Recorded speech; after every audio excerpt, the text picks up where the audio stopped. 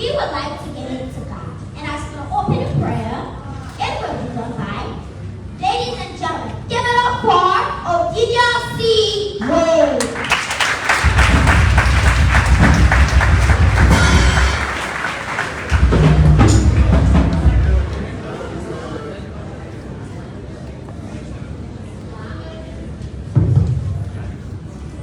In Jesus' name, we will all be to our feet as we commit this occasion in the hands of God. Let's bow.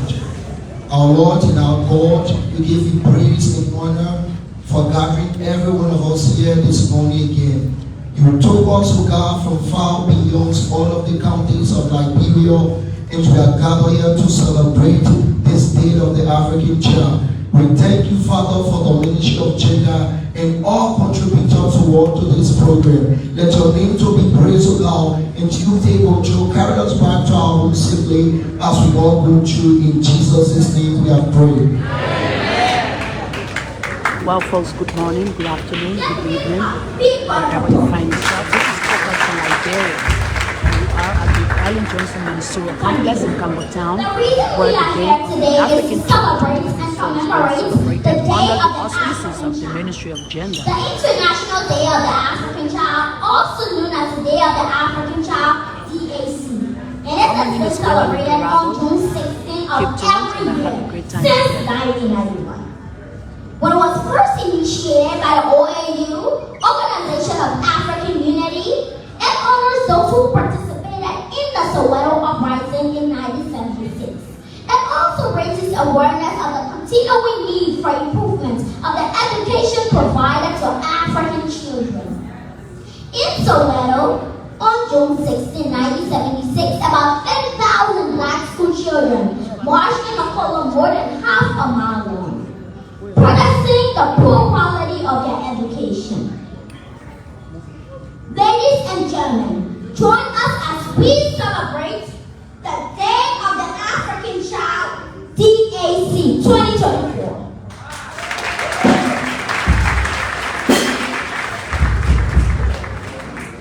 Next, we will have welcome remarks and it will be done by Alpha K. Weah. Give me my hand.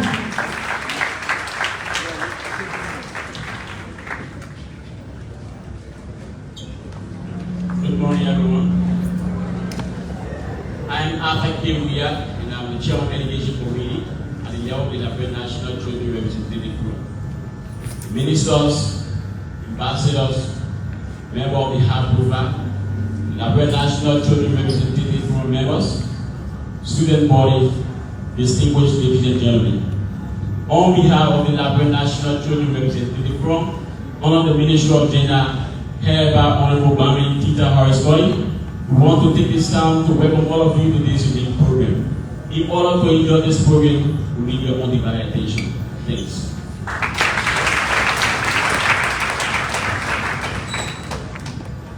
Clap for him.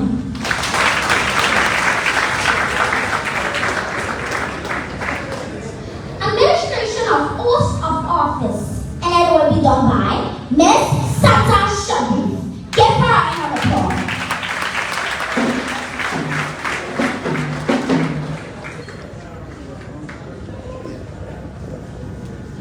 Thank you very much. Well, I'm trying to adjust this one. Thank you so much. Thank you. So at this time, we'll call on all the elected officials of the Liberia National Children's Representative Forum. But before then, we'll also call on the former speaker of the Liberia Children's Forum first, or Sarah Swift.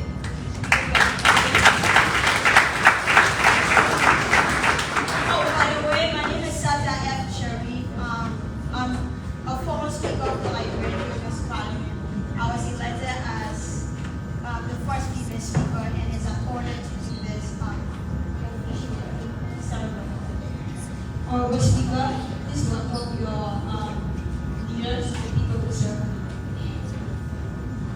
Thank you so much, I'm Charles Daniel. I'm the 10th Speaker of the Liberia National Children's basically, it is an honor to turn office over to Honorable Speaker Roberto Cooper Jr., who has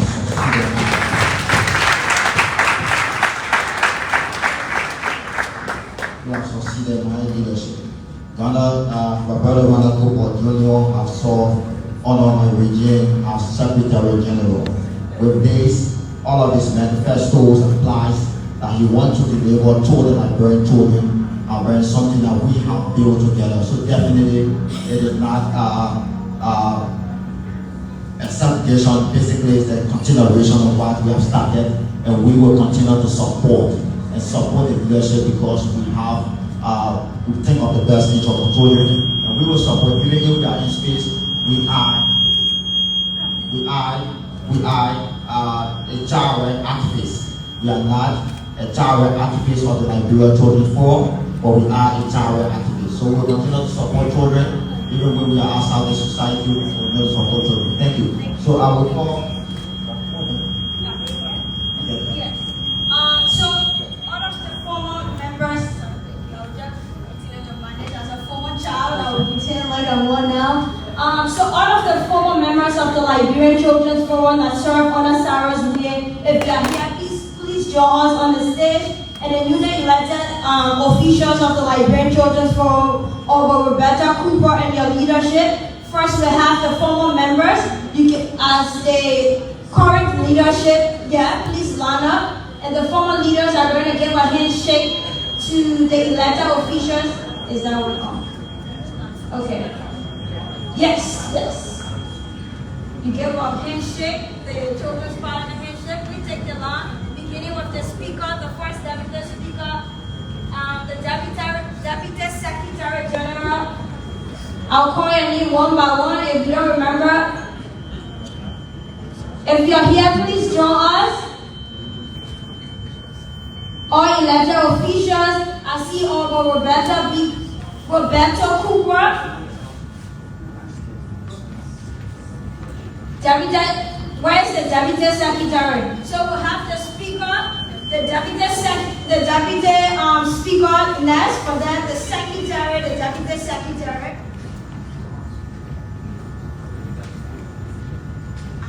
So the chairperson is here, the co-chair, right?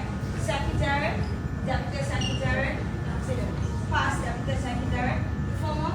So you know where your speaker is. The three committee members.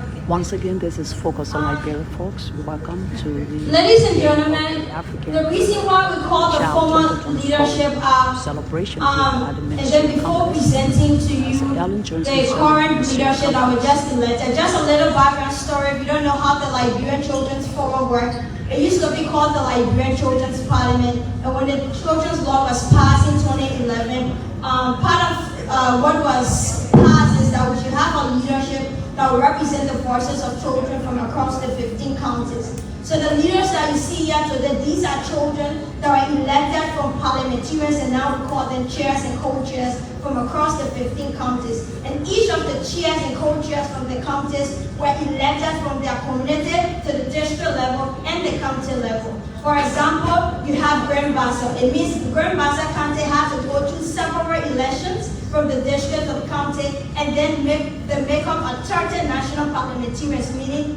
2 persons from each county came to the national level to elect the voices that will represent the children of Liberia and the best interests of children. So, ladies and gentlemen, all of Sarahs, we want to say thank you for representing the voices of Liberian children and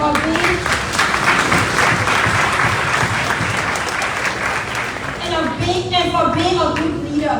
Under Sarah's leadership, now the Liberian Children's Forum is in the national budget. 60,000 that has been an appropriation for so many years. From Stephen Collins to Emmanuel Bobler, to Faustina Gompa, to Regine, and the rest of the other children and now adults that had the honor to serve the Liberian children. That has been a platform for us. So over Sarah's and her leadership, we want to say thank you. The Liberian children are honored, and it was a privilege to have you as a leader representing the voices of Liberian children. You can shake the hands of the elected officials and please have your seat after that.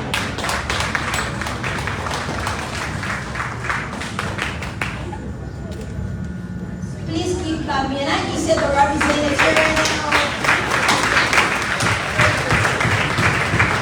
Sarah served for 1 year. For the first time, we have a speaker that only served for 1 year. I mean, they're following the old format of 2 years. And it's amazing to see how peacefully he's turning over power. Thank you so much.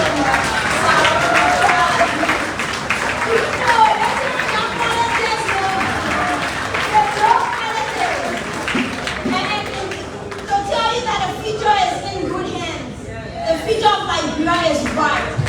Because we have children who know how to transition power peacefully and go to the God that we let our official.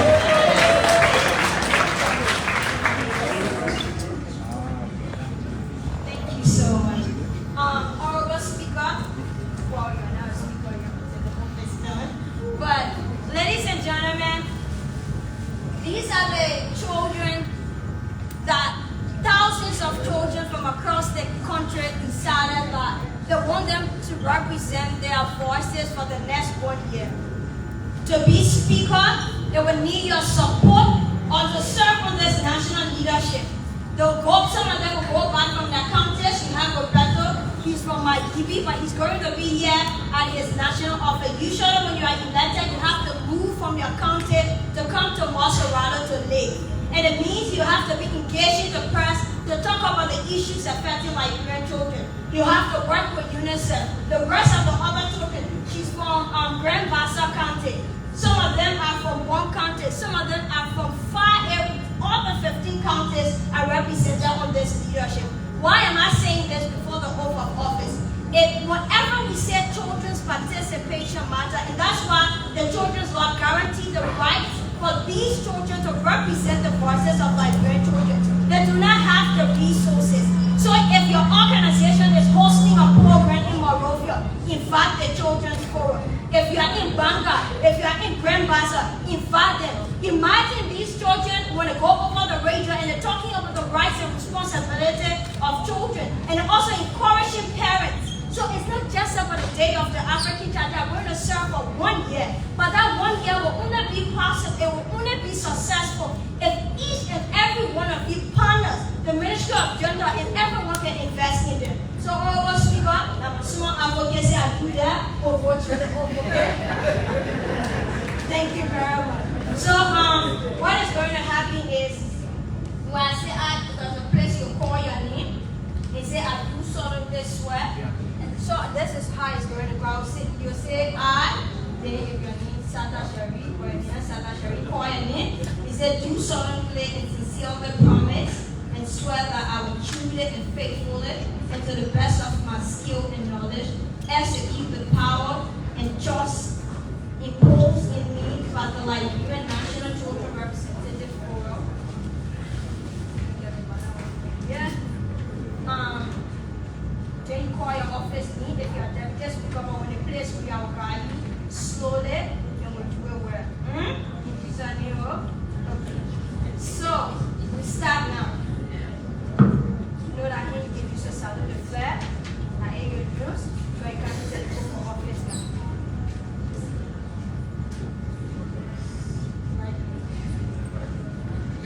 Good, then the other hand you put it up. Yes. So, say I do solemnly and sincerely promise and swear that I will truly and faithfully and to the best of my skill and knowledge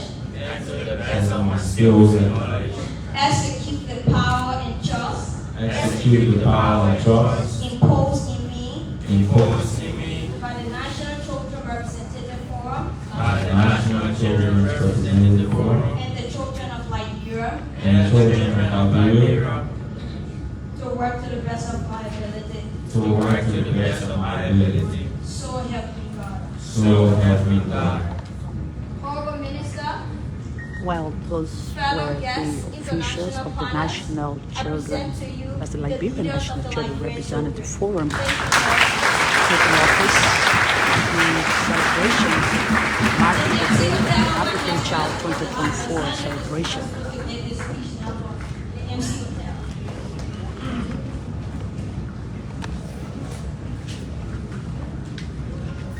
Thank you, Ms. Sata Shani. So give her an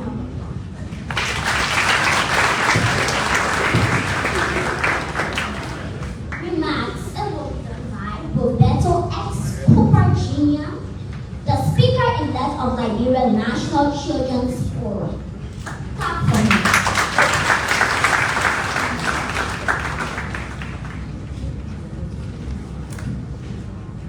Thank you.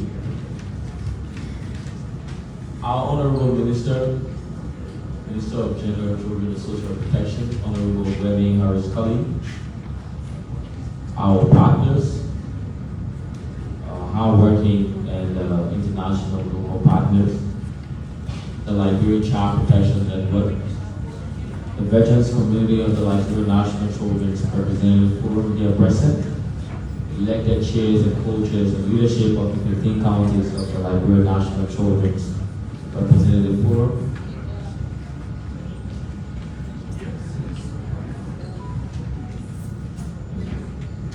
The veterans community of the Liberia National Children's Representative Forum, formerly Children's Parliament, elected chairs and co-chairs and leadership of the 15 counties of the Children's Forum of Liberia, the child welfare officers here present, our beloved parents, distinguished ladies and gentlemen. I am Roberto Aracopo Jr., the chairperson of the Miami Children's Representative Forum, and your 11th speaker of the Liberia National Children's Representative Forum.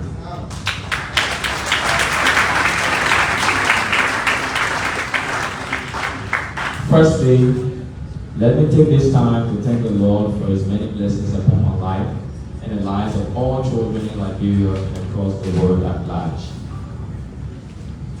Today, I would like to use this medium to say to all children across Liberia, welcome to this long-awaited 11th leadership. To the Ministry of Gender, Children and Social Protection, the Child Protection Network in Liberia, I'm using this medium to confirm our commitment and readiness to work for the interests of all children in Liberia.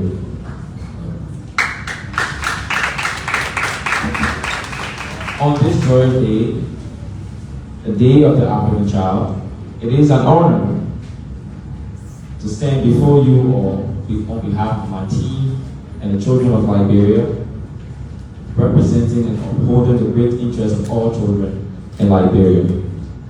I'm filled with the excitement and hope, knowing that we now have the opportunity to serve and represent the great interests of all children in and out of Liberia. As we commemorate this day under the global theme, Education for All Children in Liberia, and in Africa, the time is now.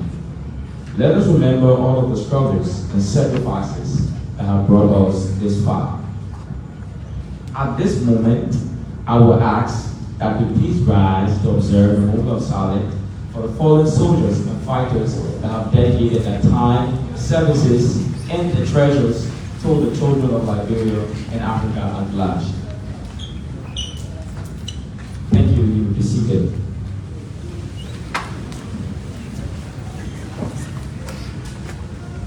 Let us remember, as we celebrate this day, the struggles and sacrifices that the children of Liberia and the world at large have fought to bring us this far.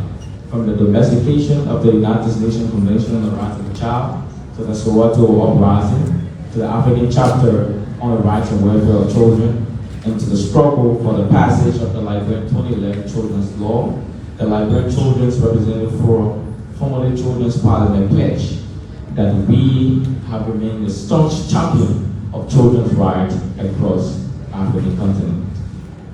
Honorable Minister, fellow parliamentarians, I can assure you that with our leadership, we will make sure that the children of Liberia's rights are being protected and their voices is being heard across the worldwide.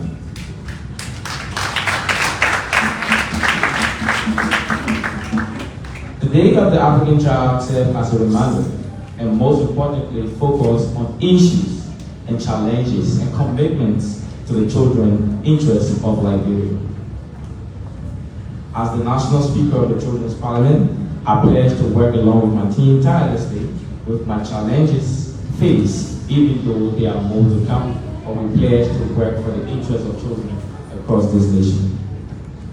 For this, I ask for all of your support to our partners, supporters, children of Liberia, members and former parliamentarians of the Children's Forum, for us to please come together and focus on making sure that the Liberian children's rights, their protection, and their interests is being high on our agenda. With your support, we can make sure that all children in Africa, all children in Liberia can have access to quality education, good health care, and better opportunities to track towards their full potential for the betterment of our country tomorrow. To all contestants of the Liberian National Children's Representative Forum just ended elections, I want to say congratulations to you all. The beauty of elections remains, the beauty of democracy remains, but in every election we must have a winner. And with that, I do ask that we please put aside all of our children's political differences and set aside a goal to make sure that the Liberian children's interest in all children in Africa, that voices can be heard and we can achieve this. Together, I believe that we are stronger, and together, I believe that we can make a change. And the change is in our hands as children to keep this country moving forward with the future. With this, I ask for all of the supports, the partners, ministers, ambassadors, that we all can make sure that the Liberian children's voices are heard across the worldwide. On this note, kindly permit me to appoint the National Press Secretary of the Liberia National Children's Representative Forum in honor of Honorable Queen So.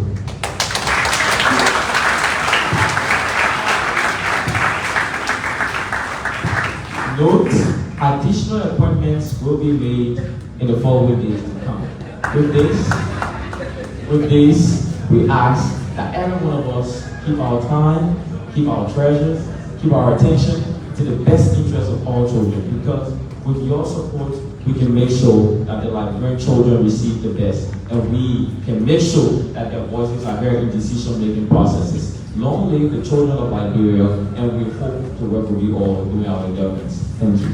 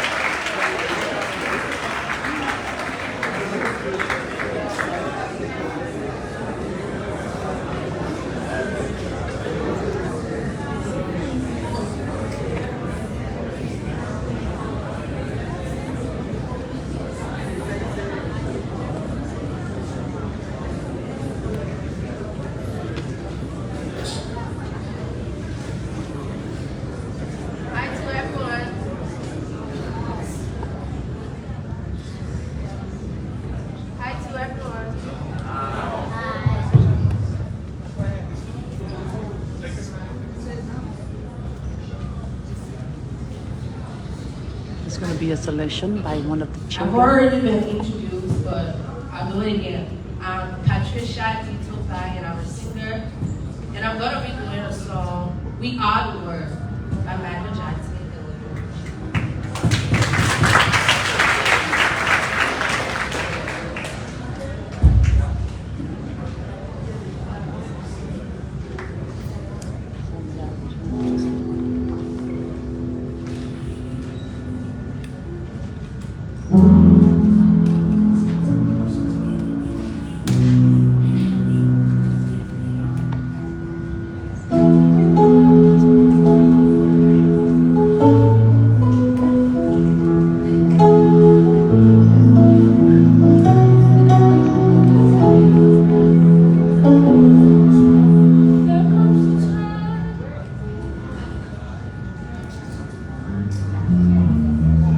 Focus on Liberia at the Ellen Johnson Ministerial Complex.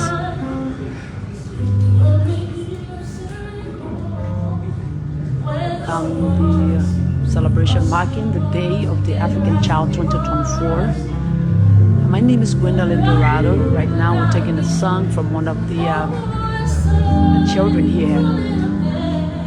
And the song is entitled, We Are the World.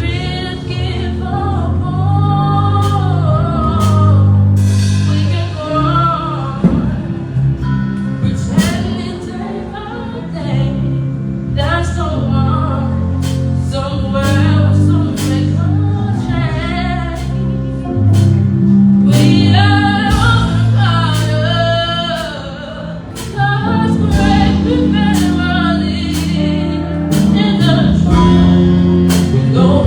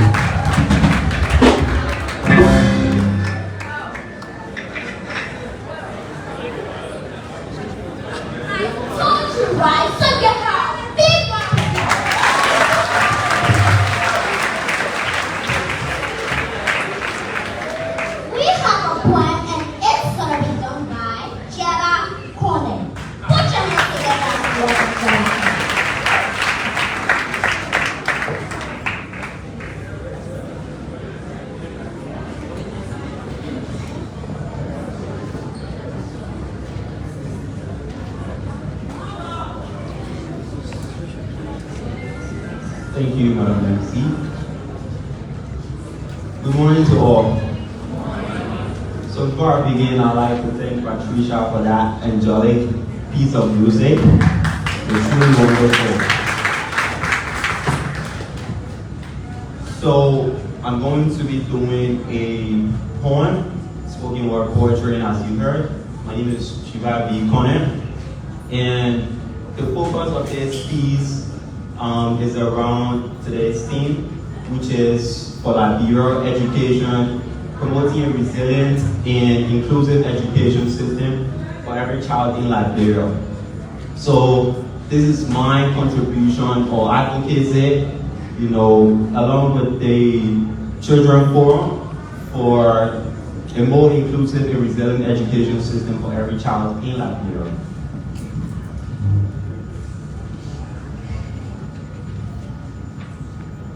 Education, they say, is the key to success. The key to success. This phrase is one every child, not just in Liberia, but in Africa at large, have heard over 1 million times, but for over 1 million, judging from how things are, will not be actualized.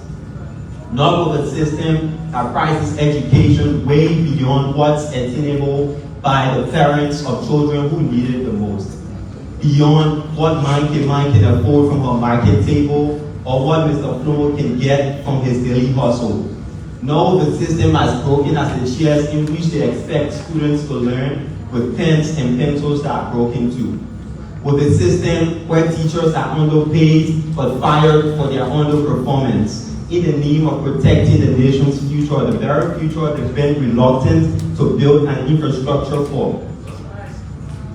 See, education is not a privilege.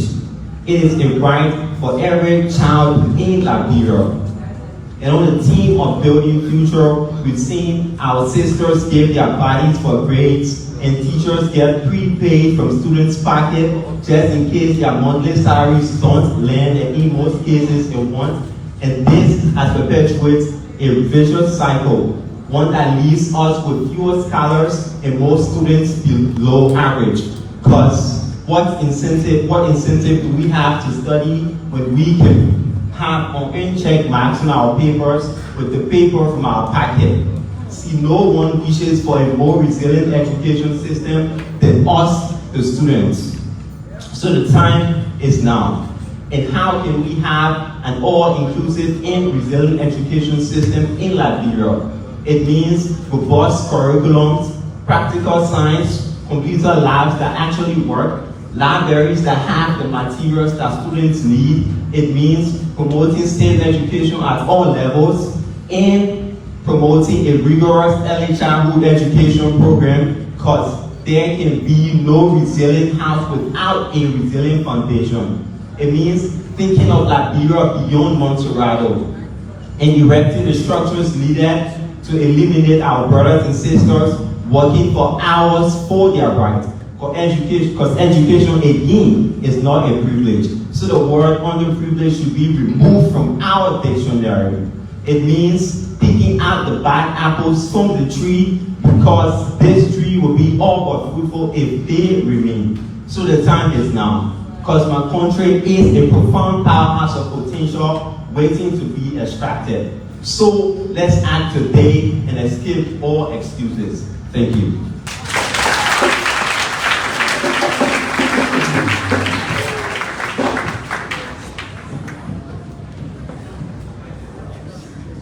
Clap for him.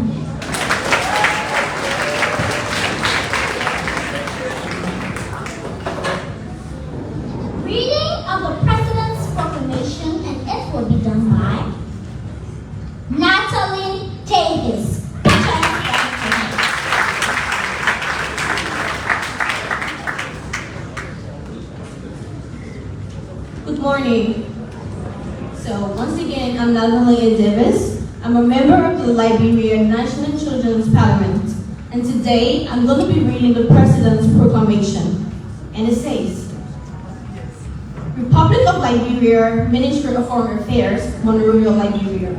Whereas, an assembly of heads of state and government of the Organization of African Unity, OAU. Now, African Union Commission, AUC. In keeping with Resolution CM-REX when 1290-XL. Declared 16th of June each year as the Day of the African Child, which will be celebrated on Friday, June 14, 2024. To focus and emphasize awareness on the programs and design remedies, to adequately address the effect on the young African population, and whereas the cause significance of the observance of the Day of the African Child is firstly in memory of hundreds of black school children who participated in the Soweto uprising in 1976. On that day, where history recorded the brutal massacre in Soweto, Republic of South Africa, of protesting black school students against apartheid while advocating for the rights and opportunities. Whereas, in adherence to the Convention of the Rights of the Child, the government of the Republic of Liberia ratified the convention by an act of the legislature in 1992, which guarantees the full protection of children from all forms of deprivation and abuse. And whereas the government of the Republic of Liberia will join the African Union Commission, AUC, and other international partners in collaboration with the Liberia National Representative Forum, featuring the participation of over 1,000 children representing all 50 counties of Liberia and children across the African continent under the global theme, Education for All Children in Africa, the time is now, and the national team promoting an inclusive and resilient education system for every child in Liberia. Whereas, on Friday, June 14, 2024, the Ministry of Gender, Children, and Social Protection, in collaboration with national partners, will join in the celebration of the Day of the African Child. An event that includes the county and national elections of the Liberia National Children's Representative Forum, educational activities, and a campaign to raise awareness about the rights and welfare of children in Liberia. And now, therefore, I, Joseph Yuma Bwaka Sr.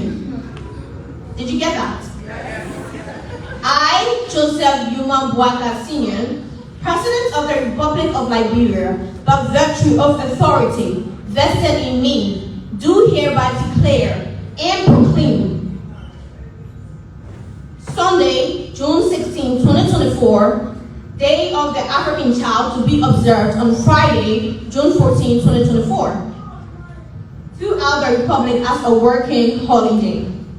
Furthermore, I call upon all citizens and foreign residents, national and international youth organizations, and all government agencies concerned to join the Ministry of Gender, Children, and Social Protection to plan and implement appropriate programs benefiting the occasion.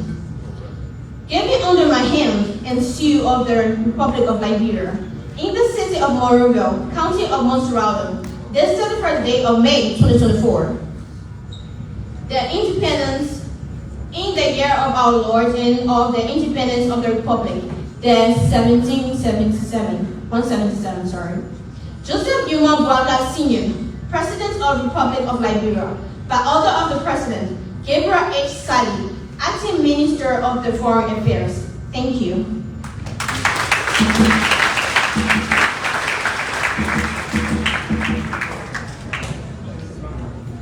Put your hands together. Come on.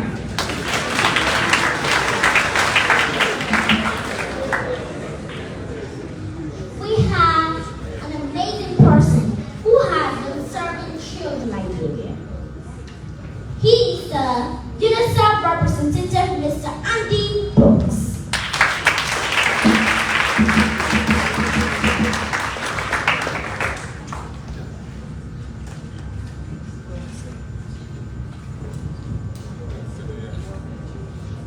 Excellencies, ministers gathered here who have such a critical and key part to play in children's lives, members of the International Diplomatic Corps also gathered here who have a critical role to play in the lives of children, government colleagues gathered here, ladies and gentlemen, and then most importantly, and by far the majority in the room, children gathered here, girls and boys, welcome.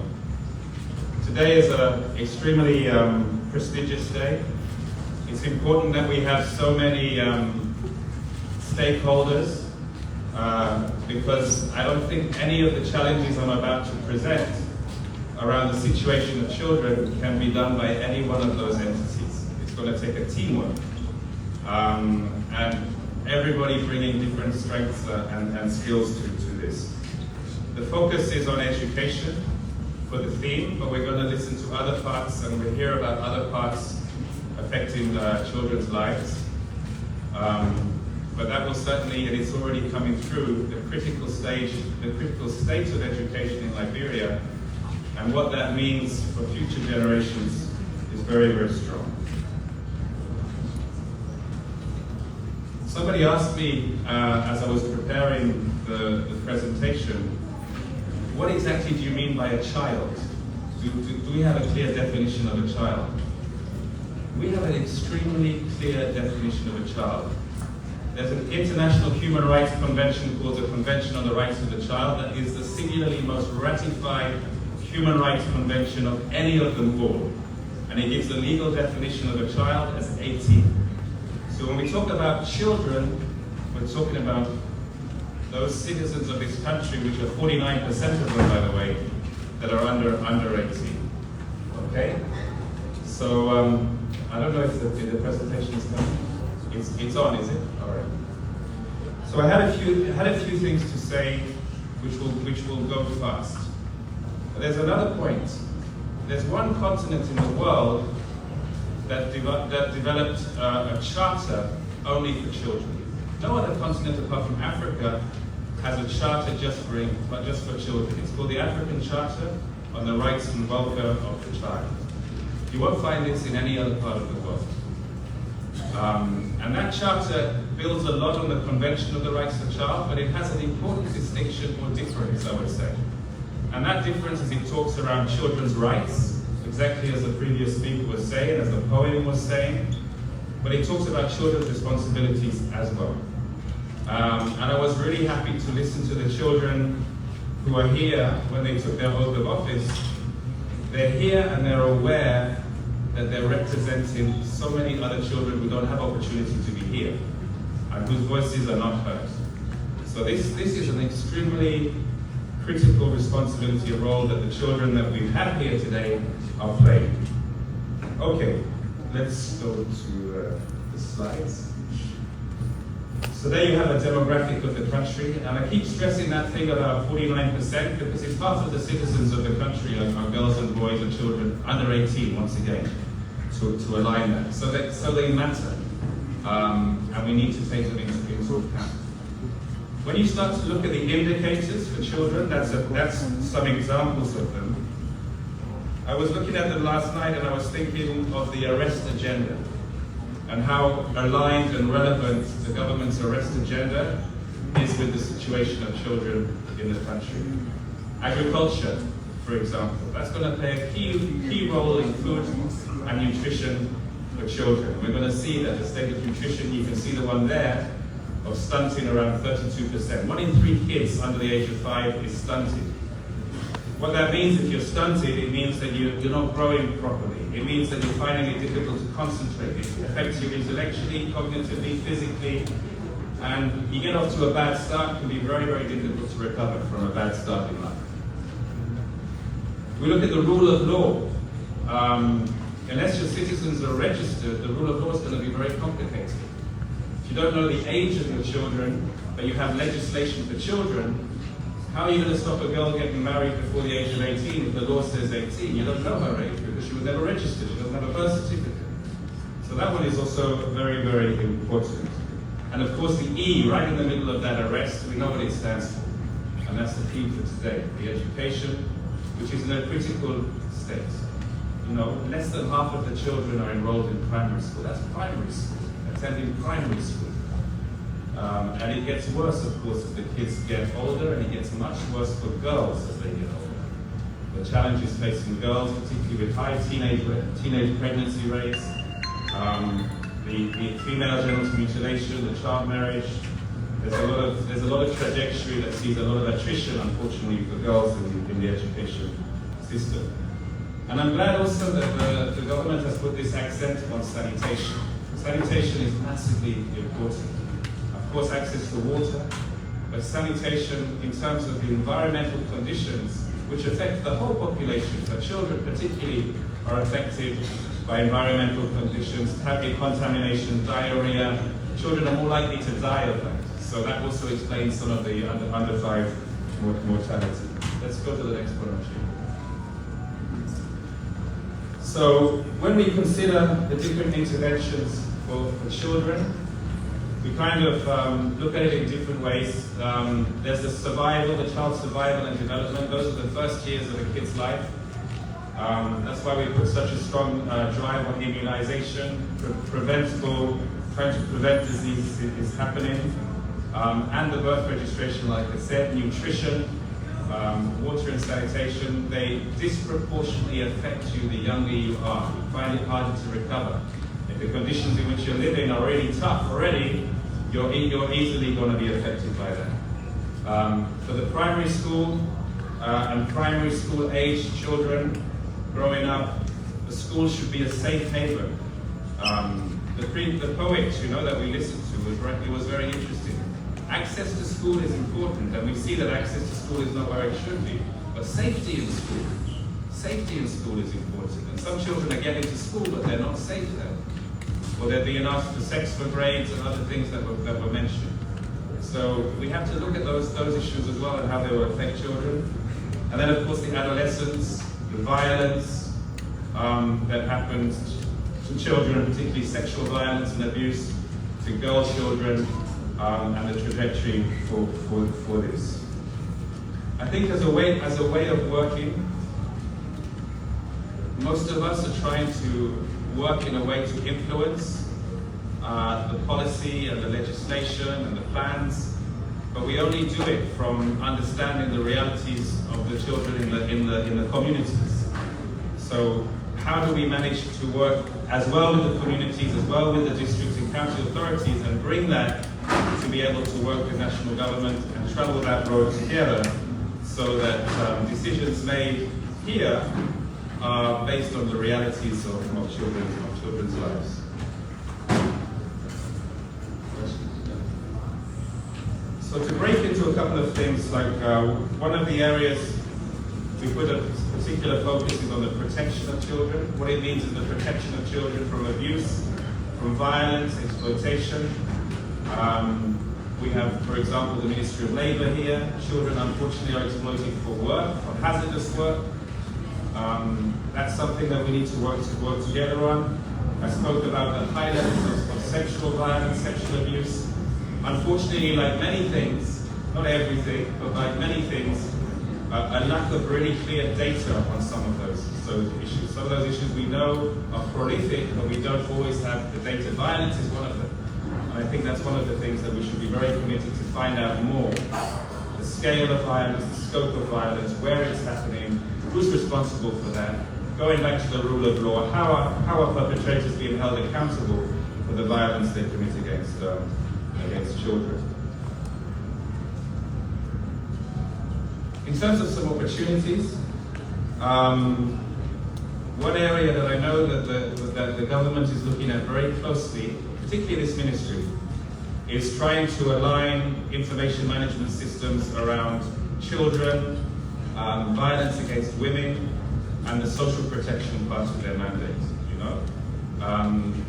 The social registry. How can we support the government to better know its population and to have better unified data systems that communicate with each other? That's one of the very strong priorities. Linked to that is the birth registration. Birth registration falls under the Ministry of Health in Liberia. There's not many countries where it falls under the Ministry of Health. But that's a big opportunity because that tends to be the zone in which children are born. They'll be registered, and automatically they get understood. But you've got a third of your population who's not registered at birth. How are you going to plan for them? It's an invisible population. So that area of the work is very important. And I'd say again about the FGM, so much has been done in this country to raise voices around FGM, and I applaud the people who've done that. And then, knowing that the FGM affects every part of a child's life, it affects their health, it affects their access to education. It can be an accelerator to child marriage, which can be an accelerator or not to teenage pregnancy. And before you know it, there are so many other components of that girl's life that's affected. It has to stop. Let's go to CSD, the child survival. So 1 in 14 children, they don't make it to their 5th birthday. 1 in 14 is a lot. And 1 in 27 die at birth, the neonatal deaths. And that last statistic is worrying because it's going in the wrong direction. 10 years ago, it was 1 in 37, now it's 1 in 27. So I'm sure that's a very big concern for everybody, particularly the Ministry of Health. We looked about the stunting. Recently we went on a mission to Sierra Leone with the Vice President, who's overseeing the issue of nutrition, because nutrition is agriculture, nutrition is education, nutrition is health, nutrition is gender. So it cannot be locked into one ministry. So that's why the VP takes it. And we went on a learning mission to Sierra Leone, which also has the VP overlooking nutrition. It was extremely useful. And we hope that some of those lessons can be brought back here and applied. Last one, Rashid. So, no, let's take that. So finally, really the focus of today. I'm not going to say much on this because the Minister of Education is here. She knows much more, as all of you do, and she'll have a special slot on it. But I'm so happy when I hear you talking, because there's no denial of the situation of education and the criticality of it. And also you have some clear ideas on what can be done in terms of the teacher training, in terms of better learning for students, both in terms of academia, but also in terms of the environment. We have critical issues like access to toilets in schools, access to water in schools. Imagine, especially for girls in terms of menstruation, there are many, many challenges in the education system, and I'm very happy that the focus of that the focus of today is on the theme of education. So many, many thanks for listening. I hope we understand all a little better the situation, and as the children themselves said, let's stay together to address. Let's not look at these as bad stories, let's look at them as more opportunities, and the only way is up. Thank you so much.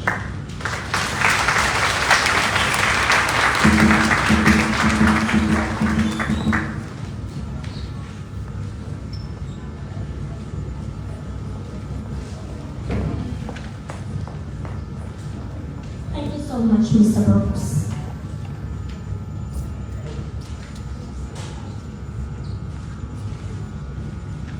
We have a person who's going to be doing a plan, and her name is Rose M. Sayam, Queen of Africa. Put your hands together for her.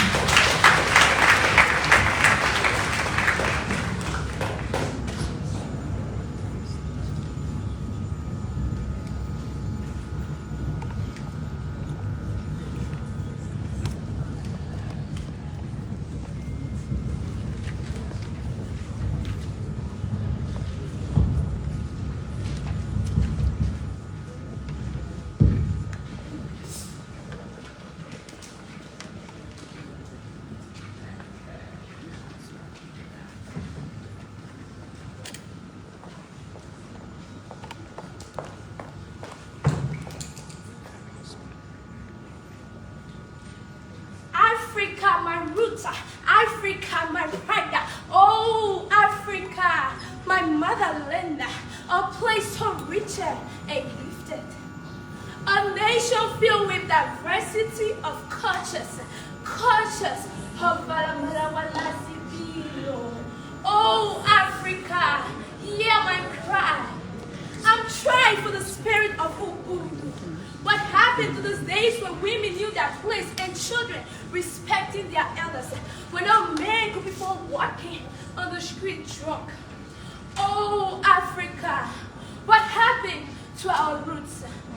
These days when I look around, my spirit sings, for I look to the north, and all I see is a child raising a hand to her own mother. I look to the south, I see fathers who neglected their roots and abandoned their families. I try rolling to the east, where the sun rises. Oh, Gosia, Uma, Babanega, Babadi Bosheni. Now where do I run to? Oh, Africa, hear my cry. People of Africa, wow, Bunsa, they will carry our nation and restore our humanity. For our generation is perishing, our future is vanishing, and our hope is diminishing. Oh, Africa, let us lift our eyes and go back to the mountains and valleys of Africa to find our roots. Let us remember the pain that Dada Madimo suffered. Oh, Africa, and stand for you. Let us stay united, for together we can. Oh, yes, we can.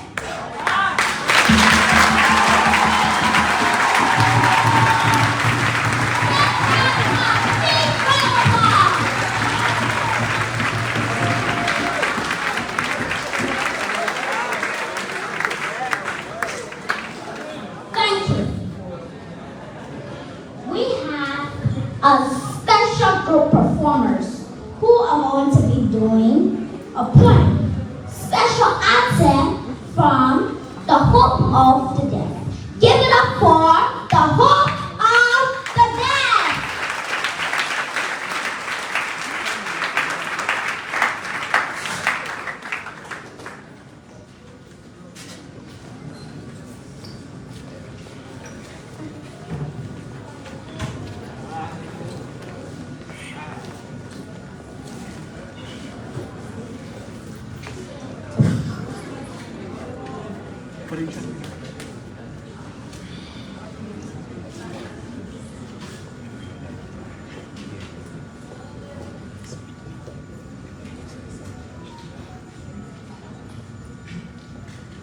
Hi everyone. So we are the Hope for the Deaf School, and these are my students. So today we have a special poem for you all, and the title is A Child of Hope.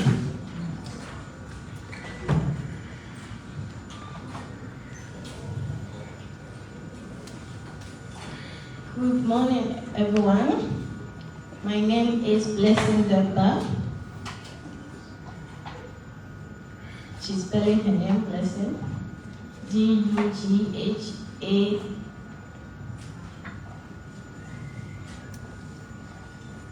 The topic is A Child of Hope.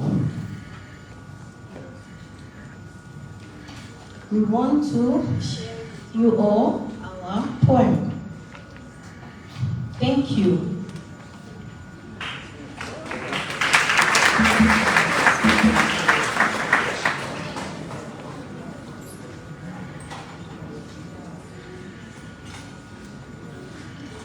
I am a child. I am a dream. I want to learn. I want to read. I want to read. I want to write. I want to be educated. I want to be free.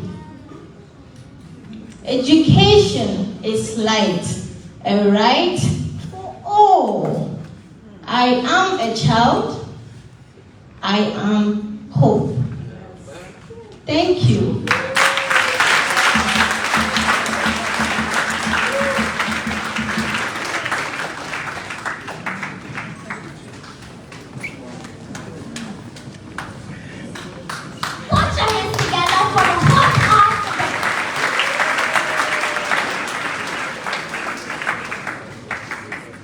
Now, everyone, we have come to the most important part our program, which is panel discussion. The Liberia National Children's Representative Forum and government of Liberia officials, including Ministry of Education, Ministry of Health, Ministry of Justice, Ministry of Labor, Ministry of Gender, Children and Social Protection, Ministry of Agriculture, Ministry of Youth and Sports, legislators, United Nations Resident Coordinator, Dean of the Diplomatic Corps, the Ambassador of Cameroon, and the Ambassador of ECOWAS.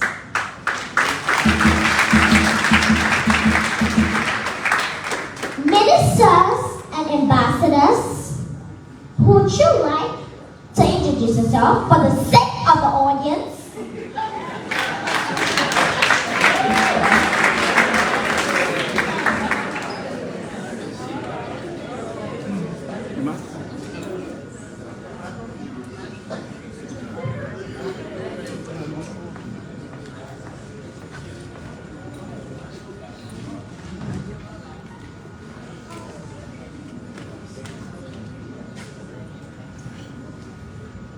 Good morning, our beautiful children in the room.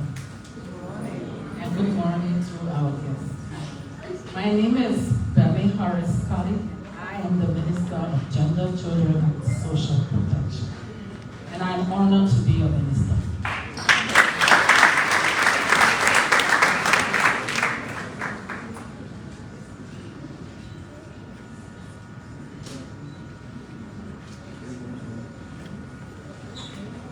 Good morning. Good morning. So, my name is Honorable Professor Thomas Romequia. I'm the Chairman of the Education and Public Administration at the Council of Representatives.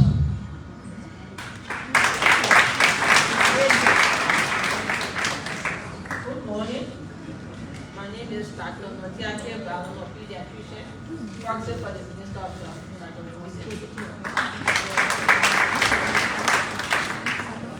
Good morning. Your Excellency, Manager of Protocol. My name is Councillor Ko Bangalo. I'm the Minister of Youth and Sport.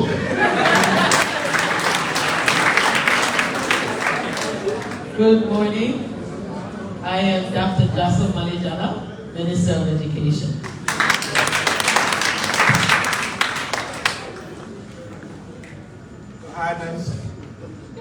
My name is Dr. J. Alexander Muta, the Minister of Agriculture. Good morning, everyone. My name is Alex Estosha from the Ministry of Labor.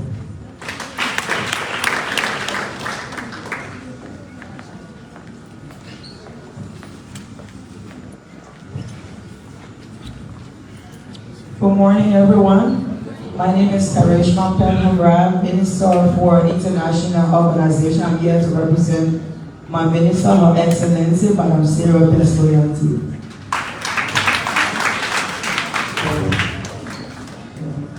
Thank you, Excellencies, ladies and gentlemen. I am Benjamin Khan, Ambassador of Cameroon, and Dean of the Diplomatic Corps for this morning. Good morning, Excellencies, Ministers. Good morning, young ladies and gentlemen. My name is Josephine Nkora. I'm the resident representative of the President of the ECOWAS Commission here in Liberia.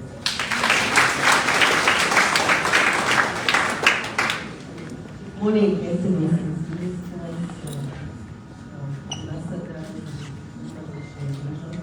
children. Thank you, our vibrant,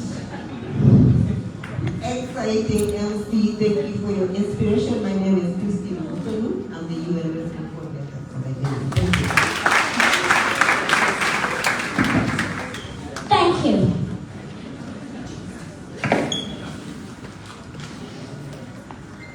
We have questions to be asked to the ministers and ambassadors. So we will open the floor. Thank you, the Liberia National Children's Representative Forum members For the sake of the audience, would you like to introduce yourselves?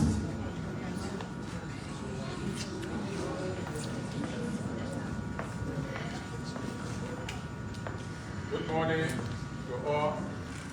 My name is Macklin Chatel. I'm from the Hope of the Deaf School. Good morning, everyone. My name is Alpha Kiwia, and I'm a chairman.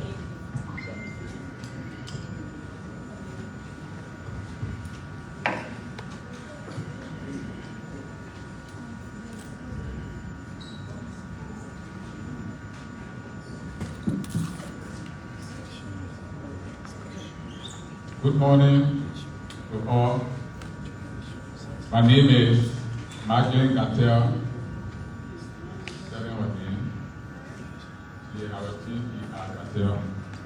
I'm from the Hope of the Deaf School.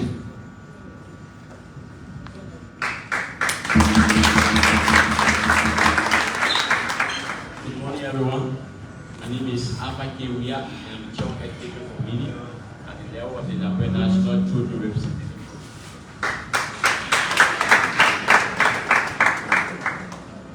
Good morning, everyone. I welcome the adoption of Cordon Diabla, representing the Bon County National Children's Forum. Good morning, everyone.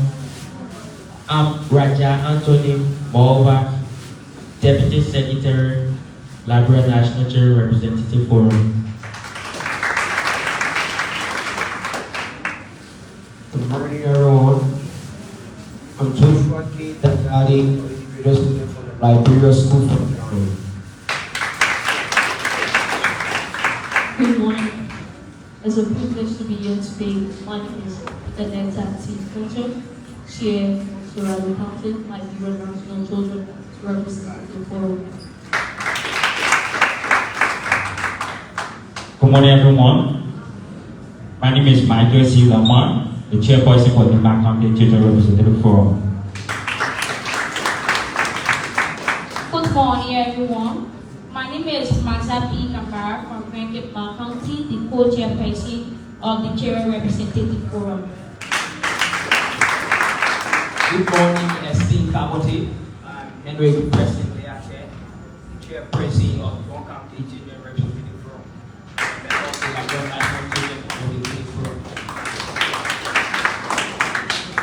Alright, good morning, everyone. I'm Corey Sabina Wow, chairperson at Greenville County Children's Representative Forum, members of the Liberia National Children's Representative. Good morning to all. My name is Jenny M. David. I'm from the school. My school name is CEO Academy.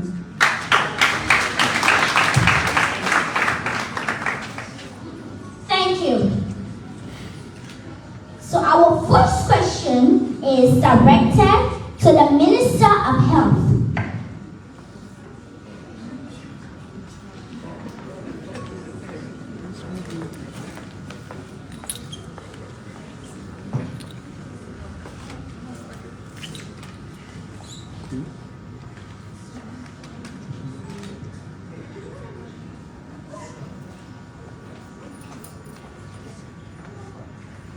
Good morning again. My name is Macklin Chatel.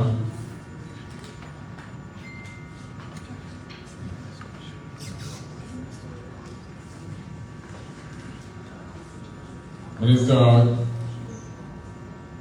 Louis Poto, Minister of Health. I have a question which says that are there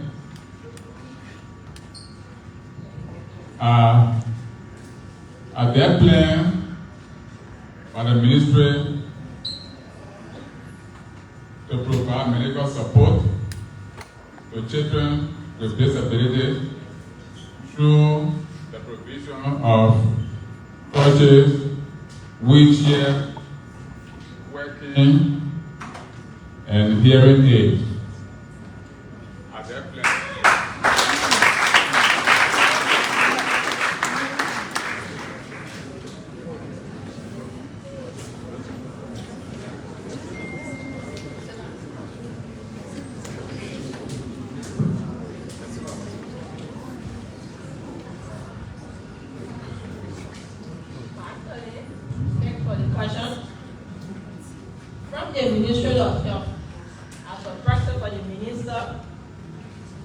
already existing in all counties. We do have the Central Medicine Store working with other partners in providing detailed skin and hearing aid to some extent. As the Minister of Health, she is committed to providing additional wheelchairs skin across the counties to facilitate or to enhance when it comes to helping our disabled across different counties. We are also committed to providing medical supplies, especially drugs, to clinics that are being run or supporting disabled, especially taking over as the minister she did, interact with the Albino community, where they do have a clinic and she's committed to supporting the clinics and providing supplies. Working with different health workers across the counties, we also encourage them whenever we have disabilities, whenever we have people with disabilities visiting the hospitals, they should be able to work closely with them in providing aids, in providing wheelchairs to enable them access the building and get additional support that will enhance their stay at the hospital. As a ministry, we are also committed to working closely with the Ministry of Gender and Social Welfare in creating and implementing policies that will benefit children with disabilities across all counties. Thank you.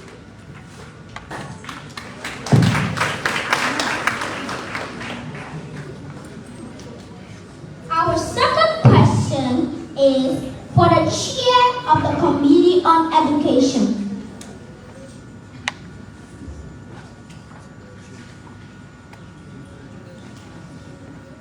Good morning, Honorable Thomas Rubiopro.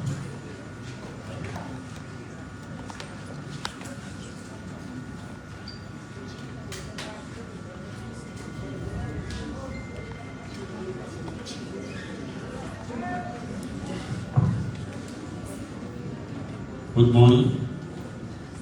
How are you doing this morning? You know, I'm happy for this place because I see this to be a medium of networking, as we have interest in seeking the children interests of Liberia. So I am the chair of Education Committee. I'm advocate we are at the level of the Liberia National Children Representative Forum. So I have a question directly to you, Honorable. We are made to pay levies at school. So, as a chair of Education Committee at the House of Legislature, what can you do to make sure that the budget of education is increased? You get my question? I can come back. We are made to pay levies at school because education budget is low. So, as a chair of Education Committee at the House of Legislature, what can you do to make sure that this budget is increased for we the children of Liberia? Well, thank you, and I will stand on existing protocol and the old protocol theirs.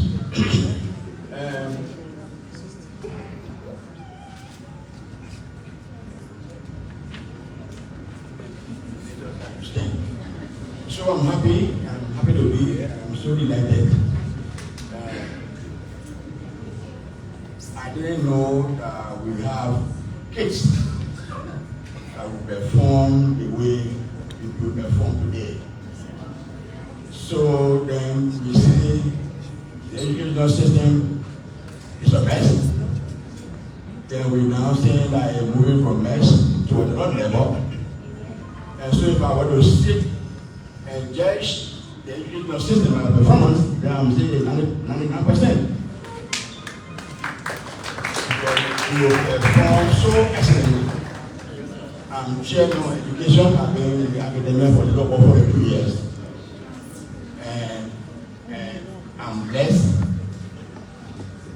My presence on the committee as chair coincided with the appointment of Dr. Dad as Minister of Education. She is so zealous about ensuring that we have transform conformity in our educational system. So I too have taken the bull by the horn. Recently we have two interventions, two engagements, stakeholder educational engagement, where we brought all the educational stakeholders together, and we are looking at the variables that are responsible for all of what is happening in the educational sector, including levies, as you just mentioned. We know it is not an event, it's a process, and eventually we're all hands on deck. We'll get there. As a result of advocacy, this is the first time the educational budget in this country has reached what we have today, 109 billion dollars. First time. We are not saying that it will solve the problem in the educational sector, but we do something more than that. I also reiterated what we at the capital before the Joint Educational Secretariat. In our meeting, we brought the school boards on campus, the county school board on board. We got a PTA, we got a National Teacher Association, we got all the major stakeholders. In fact, our meeting was attended by UNICEF, by UNESCO. There's a long-term meeting for the 4th, right? From the 4th to the 5th. We got our joint educational retreat. And we invite all of our donor partners, our international partners, in Europe, to look at the problem with the educational system politically. It's not only we have surplus, and volunteer teachers that are not paid. It also includes the dilapidation in the structure, educational structures. If you want to go here, you will see roof now. Buildings are de-roofed, no chairs, no instructional material. The teachers in the class, they themselves will be trained. So it's budget. So in short, I can assure you we'll continue to work diligently, that the educational budget is increased. The level not only with government schools, with private schools, everywhere else. During our retreat, we'll be looking at one of the variables. We're looking at the request from school administrators, making parents to buy uniform from them. We'll be looking at putting students in the street for calories. So they are one also be looking at. So thank you so much. I can assure you we'll do our best. Our minister is so hardworking. All the stakeholders are there. We are there at the capital building. I can assure you what is education. We just passed 2 bills yesterday. Bill upon the floor for TV autonomy. TV autonomy and the creation of basic community college. We're doing that because as we descend the stage, you will be coming in. We don't want to come in with a concept of generational change, no. We're still coming up with generational preparedness. And it starts on what we have to do. So we can assure you we will do our best to increase. Thank you. Thank you, Honorable Minister. Before the Honorable Representative will take a seat, say all what Honorable Global just said. But then the only thing that the budget, as you stated, is being passed. But what commitment can you make to we the children of that people that we are fully accountable for the year 2024?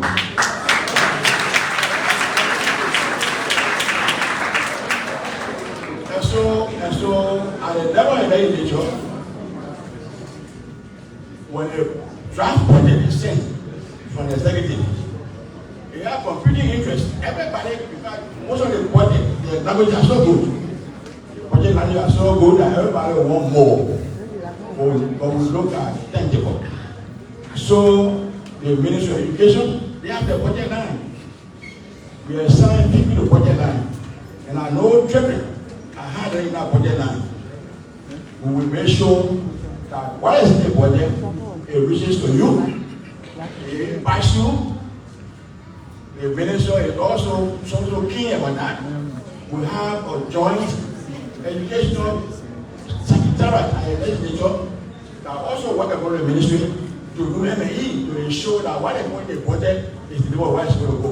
And I show you by that, your organization will be impacted. Thank you.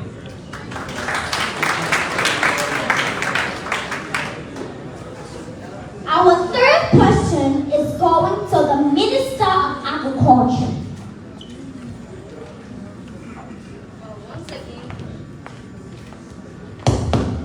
Once again, I'm Coroner Peter Flack.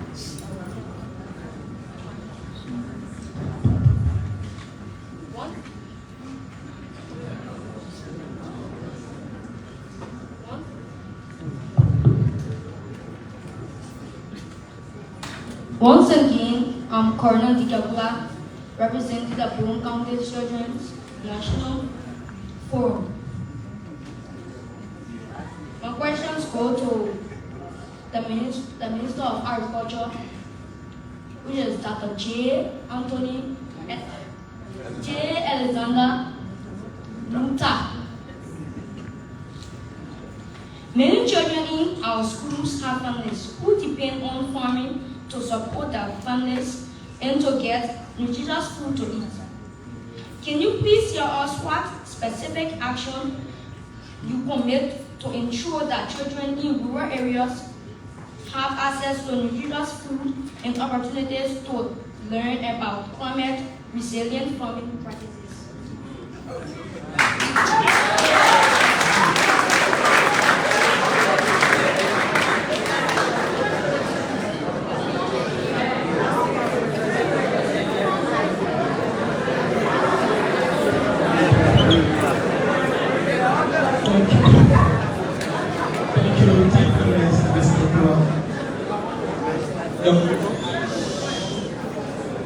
The question is quite interesting. I'm impressed that our kids are thinking about agriculture. That tells me that it's a feature for this discipline. You know, to come to this forum and hear you beautiful girls and boys talking about agriculture really impresses me. Here, your government has developed a national plan for agricultural development in this country. And in that plan, we pay specific interest in supporting smallholder farmers to make them more productive. So, for our kids who are in the rural communities, we can assure you that you will see your mothers organized with a group producing vegetables on irrigated fields where they will have sustainable soils, not just of vegetable to eat at your home, but to sell on the market and generate income. There are some of us who also live in the peri-urban area. Because of our interest in improving the diet of the kids in the home, we have launched what we call the peri-urban agriculture that will be supporting our home to develop gardens, backyard gardens, or even have small poultry farms in the backyard where you can grow your own chicken and eat in the home. You can grow your own vegetables and eat in the home, or even sell some. Besides this initiative, the Minister of Education and myself have also committed ourselves to supporting the homegrown school feeding programs, where most of our kids will have access to improved food, not just rice, diversified one, so that we can promote dietary diversity among children. So most of the food that you will eat in the school, you will realize that this food are nutritious. The second part of the question has to do with climate resilient practices. If you heard me, I said your parents will be growing vegetables on irrigated field. We know in our community most of the practices are based on safety cultivation. Our parents will go and cut the bushes and plant them this year, and next year they will move to another area. We feel these type of practices are not good for the environment. They disturb our ecosystem. So all we want to do is we talk with our partners. This time around, we will develop pieces of land across the country where nature will be grown continuously. They will not have to go every year and cut down the bushes and grow new crops.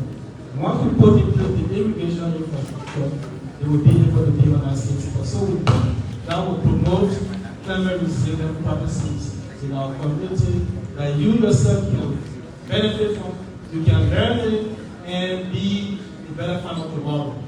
We are also working with university and technical colleges that are into agriculture training to introduce mechanization. With mechanization, we think dramatic conditions serve both community and farmers. So, Doctor. Thank you, Minister. But before I take my seat, I want you to give with the Liberian children a commitment that will hold you accountable.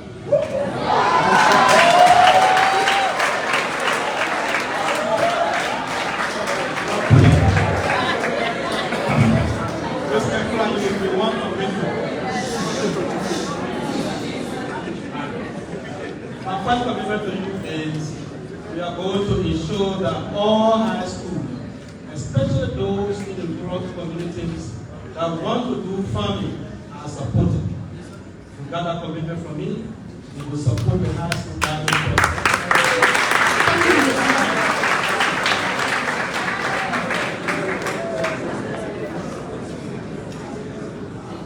Our fourth question is going to the Minister of Labor.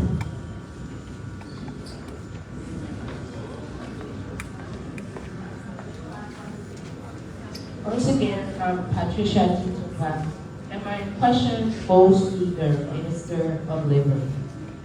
Are there mechanisms in place to monitor and address the enforcement of child labor violations across various sectors, including the mining, agriculture, domestic work, and street selling?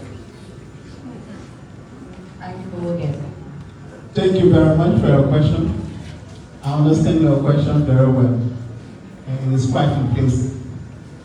What the Ministry of Labor is doing now, thank you, Honorable Koya is here. He assisted us when we reviewed the child labor law, just on April, the 26th of April this year. And you'll be surprised that the senators, along with the lawmakers who went in Buchanan, they started the program with us from the beginning up to the close of the program to review the law, including the Minister of Labor himself was there, Honorable Cooper, Councillor Cooper.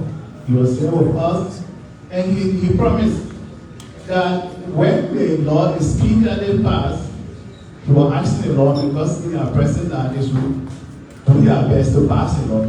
That when the law passes, he's going to put his feet on the ground very hard to ensure that the law is implemented to the letter. And we also developed the land work and the hazardous list. The land work are work our children can do, and the hazardous work, some of them can be done depending on the age, under supervision. Some of them will call them no-go zone. And when that law passes, parents, those who will be convicted after going to court, they will be found. In some instances, they will even be placed in jail. And the fight child labor is kind of difficult in our country. It was in 2004 when we were ratifying the ILO Convention 182. They developed the child labor division, and trafficking was developed in 2005. So those are waiting for the child labor review of that convention. They desire to formulate a secretariat. The secretariat responsibility is to reduce the child labor across the country. We have been going places. We were in Liberia County with the facilitation of WinRAC International, sometimes RGLO, ROM. They be very much helpful for us. And sometimes I can be on the team while we are going to places. When we are going from one village to another, sometimes we travel miles. You not see once, and they have children all out. We tell the parents that you have to send your children to school. Time will come. If you do not send your children to school and you're doing work that government does not want them to do, you'll be punished. So they will ask them. But the number of schools you have, they don't match the number of children we have. Besides that, you can just if even the schools are there, the distance from one village to another, it's kind of far for me to allow my 6-year or 4-year-old child to go there and check. Some instances there are some travel dispute, especially on the day. So when we did the presentation on work that children can do and work that children should not do, some parents were asking us, well, what kind of trouble is this people are trying to introduce to us? Especially if we are using the labor of children as a yardstick to know how serious that child is. If we should allow our daughter to give our daughter in marriage to that man who is maybe around 17. And we're talking about a child here is someone below the age of 18. So, but you are telling all that you have work that they should not do, especially palm cutting or brushing, felling trees. We told them that they should not do it. So how would I know? Saying they don't have schools around, how would I know that the person I'm surrendering my child to in marriage will be able to support my daughter? And you are telling her that you cannot do this for you. So it's a cross-cutting thing, kind of difficult on the government side, and also for the parents who do not have the facility to even send their children to school. But the government of Liberia, with the help of our current minister, they want our happy, and he promised that he is going to fully support us. Whatsoever plan we have, he's ready to support us. So with that, you can rest assured that the government is willing. Immediately after the passage of that law, we see some of your parents, and I'm so much grateful that the platform here is so large. You have to carry the information to your friends, relatives, and loved ones. Pretty soon, the senator is here. When that law passes, doing work that children should not do, immediately the court, when you are convicted, you'll be punished. Thank you very much. Thank you.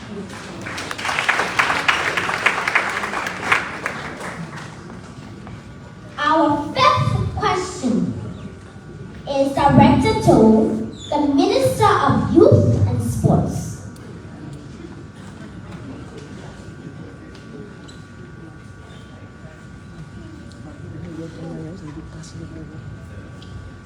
Good morning.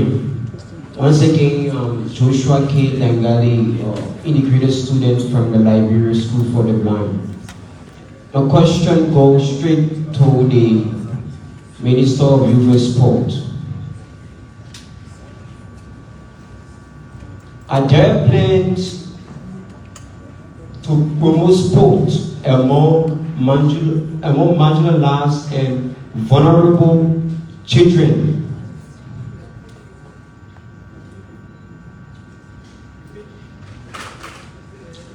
Such are those who live with disability or from rural communities. Thank you very much, and my answer is yes. So the Ministry of Youth and Sports, which I head, has 4 departments. And one of the departments, which is headed by a deputy minister, is the Department of Sports. So the Department of Sports is currently working with 32 sporting federations, different disciplines. And among those federations are federations that have ensured that women participation, for example, in sports, is at the highest level. And one such federation is the Liberia Football Association that we've been working with. They have a seat, national vice president of the FA for women football. The women football is being heavily encouraged by the ministry, and we've been working with the Football Association to improve women's football and women playing football. Recently, the under-17 national team played here. Women, the female team, played here and they did extremely well. They played Nigeria and they've gone back for the return leg. And just by winning to qualify, they will be going to the World Cup. The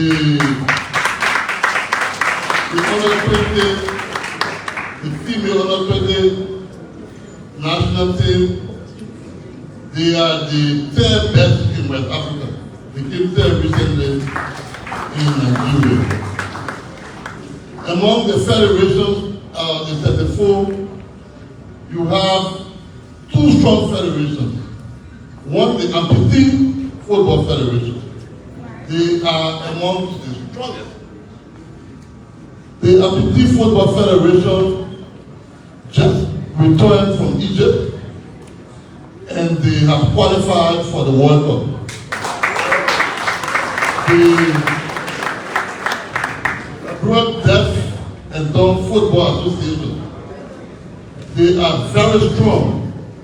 They are also on their way for the qualifiers that will lead them to the African Cup of Nations. To tell you the truth, your question is difficult, but we are doing everything possible to work not just with the sporting federations, but there are statutory bodies that have been involved with also promoting sports amongst marginalized groups, and these statutory bodies are working with us, youth statutory bodies, and one of them is the YMCA. They have been involved with children basketball. Let me also inform you that we recently certificated the Liberia Wheelchair Basketball Association.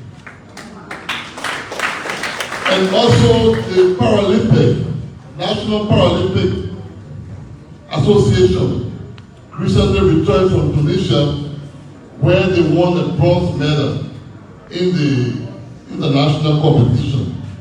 So the Ministry of Youth and Sports is working with all of these groups. The way they're winning, I'm not sure we can even call them marginalized any longer, because they are really representing us at the highest level. In the national county meet, for the first time this year in December, we're trying to include women's football for the national county meet. And I'm happy, these questions are multi-sectoral. The Assistant Minister for Budget of the Ministry of Finance is here. So I'm happy she's here, and I'm making a commitment to these children that will be supported financially to ensure that their dreams are actualized. For children-specific sports, the Ministry of Gender is playing lead in children's development. We will continue to work with them to ensure that the programs that are developed are heavily supported. Thank you.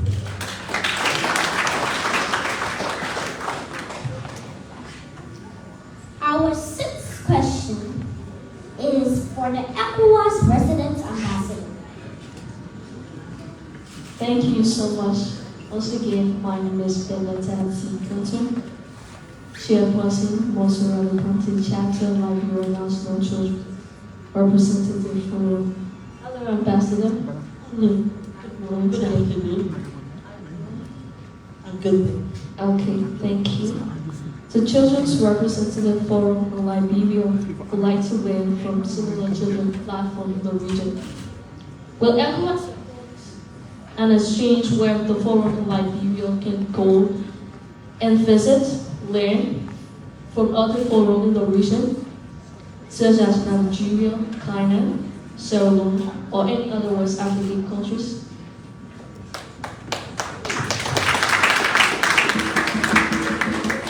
Thank you for the question. And it's interesting because all of us sitting here, adults, have once been children. And for that reason, we understand and see opportunities and say, oh, wow, if I'm in this position, I love to visit here. So you want to realize some of your dreams of visiting other countries. And it's a beautiful thing. It shows that you're curious, you want to know what is going on out there. I just want to re-emphasize the point that as young representatives of children in Liberia, sitting here, you are not necessarily a representation of the average child in Liberia.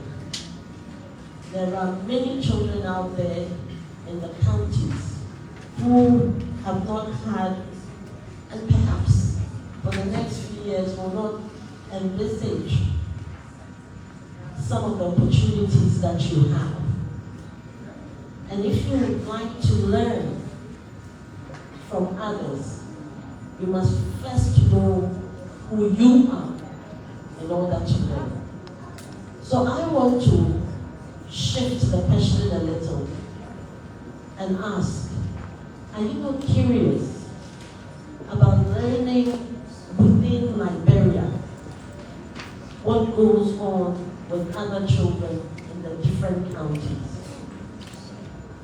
Are you interested in seeing other children in the counties who would like to come and experience what it's like to be in the city? And for you also to experience what it's like to live in other counties.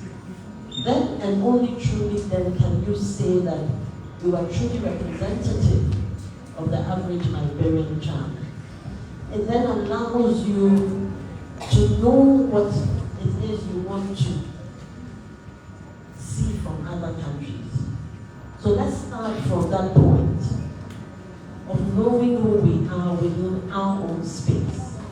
And then after that, we can elevate the experience sharing to outside of Liberia. And for that reason, ECOWAS would be ready to work with UNICEF to explore ways where we can have exchanges within Liberia to understand our own culture, to understand what life is like for people outside Montserrat, people or children living in rural Liberia. Then you can better appreciate the role you have to play so that when you go out, you are truly an ambassador of the average Liberian child. I hope I answered your question. Thank you.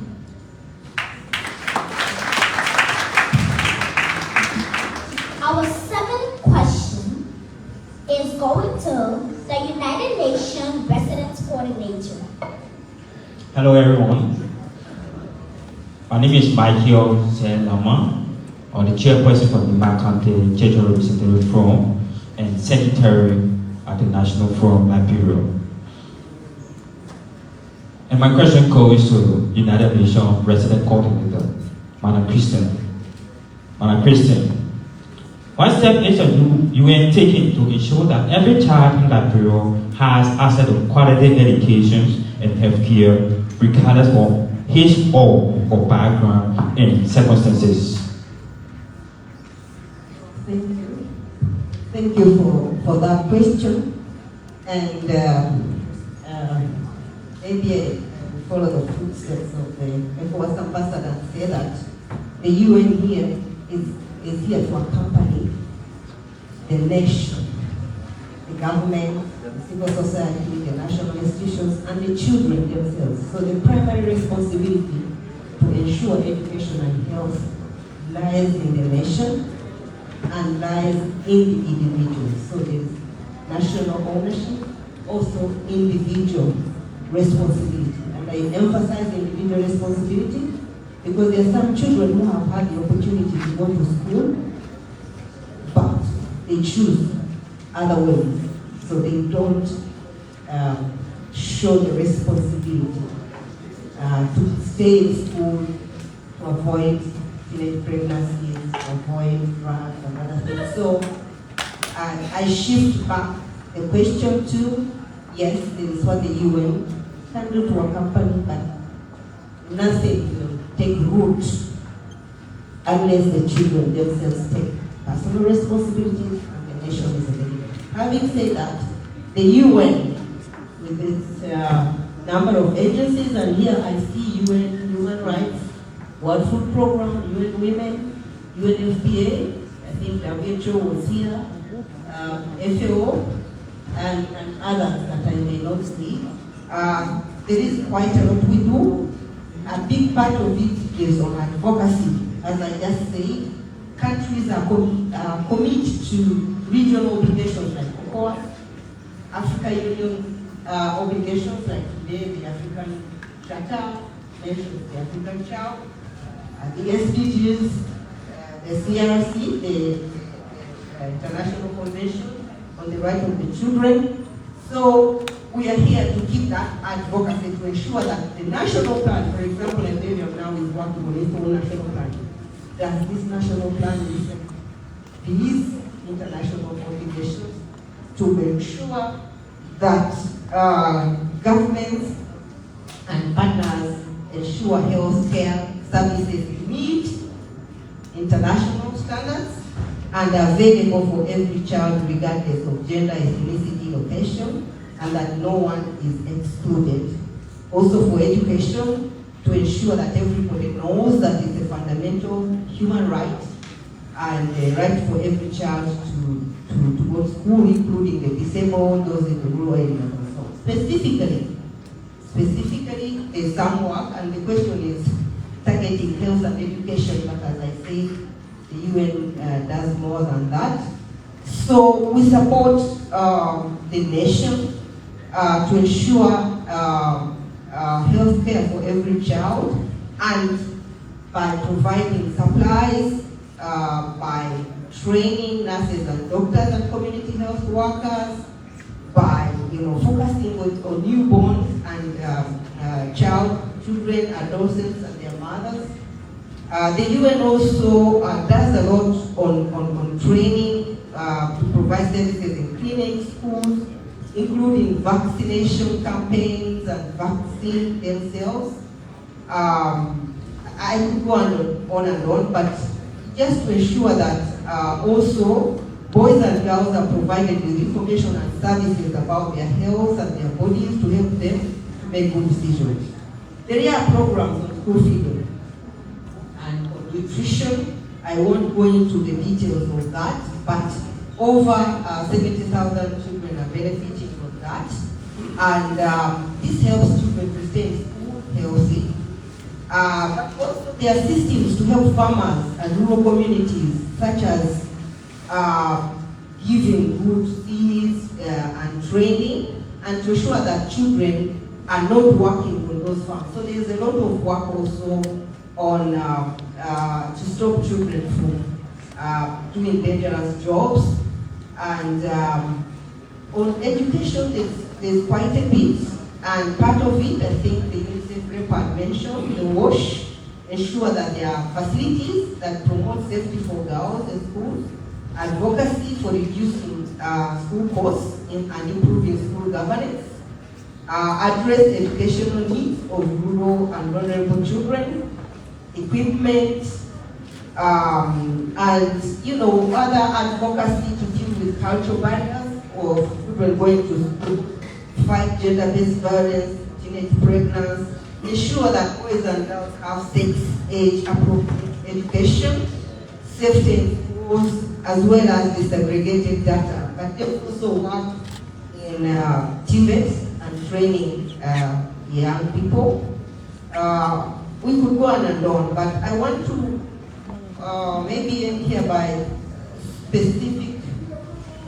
specifically saying that we want to continue to work alongside with government and other partners and national partners to continue to pursue pathway for children and propose something specific on the commitments we've had here today in relation to areas of concern, health and education. We will do everything we can do to support the nation to deliver on their commitments and more broadly increase the access of children to both quality education and quality health care.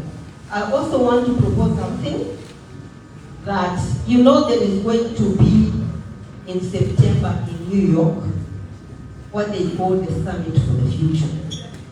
I really would have hate for this Summit for the Future to only be attended by old people who will not be there in that future. So I would propose that we do, we work together with the Children's Forum and our partners to locally prepare for the Summit for the Future. So we do our local summit. And then we choose local summit for children and adolescents.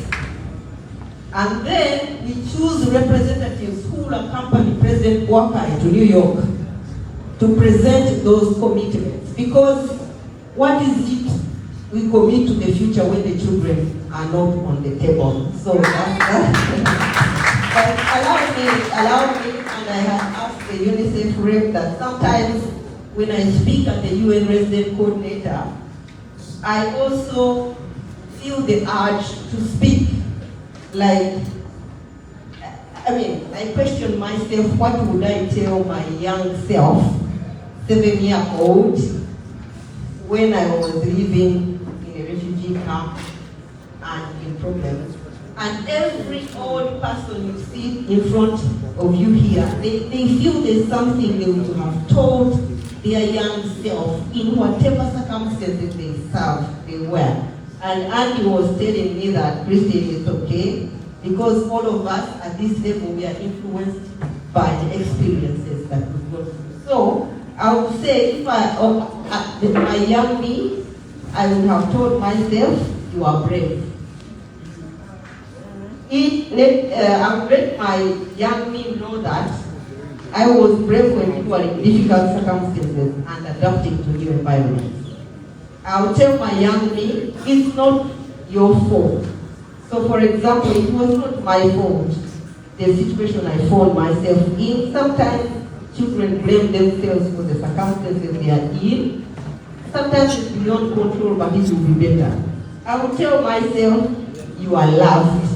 Sometimes when children go through problems, they don't know that they are loved and they don't reach out to that love, they feel so alone. I would say, you are loved. Then I would tell myself, things will get better. When I was there in the middle of the refugee camp, I thought it was the end. But I would tell myself that problems are temporary. Night come day. Lastly, I would say, stay strong, because it is only resilience, courage, and strength that will make you see the future. Thank you. Thank you, Madam.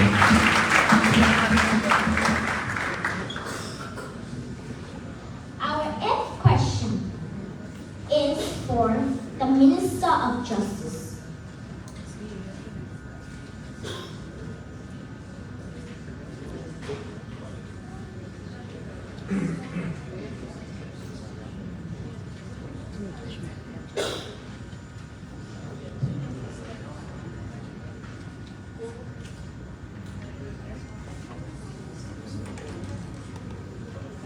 Our ninth question is for the Dean of the International Diplomatic Corps, Cameroon Ambassador. Thank you so much. I'm really excited this morning to speak to the Dean of the International Diplomatic Corps, Cameroon Ambassador, to tell him the challenges that we, the children of Liberia, face. So once again, I'm Masa P. Kamara from Grand Cape County, the co-chair of the Children Representative Forum. So my question goes to the Dean of the International Diplomatic Corps, the Cameroon Ambassador. Children in Liberia are exposed to many challenges, including poor quality education, poverty, hunger, right violations. So what steps is the international community is taking to address these challenges children in Liberia confronted with.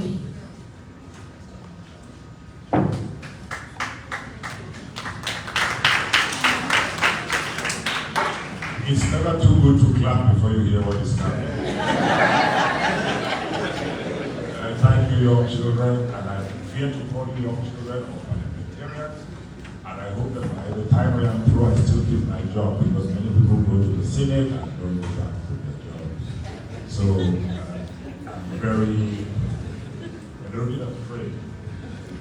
Well, I want to say that the diplomatic corps, and since we are in school here, it's the diplomatic corps, not the international, and not the international diplomatic corps. We are the diplomatic corps, because we borrow from the French, who were the heads of this community.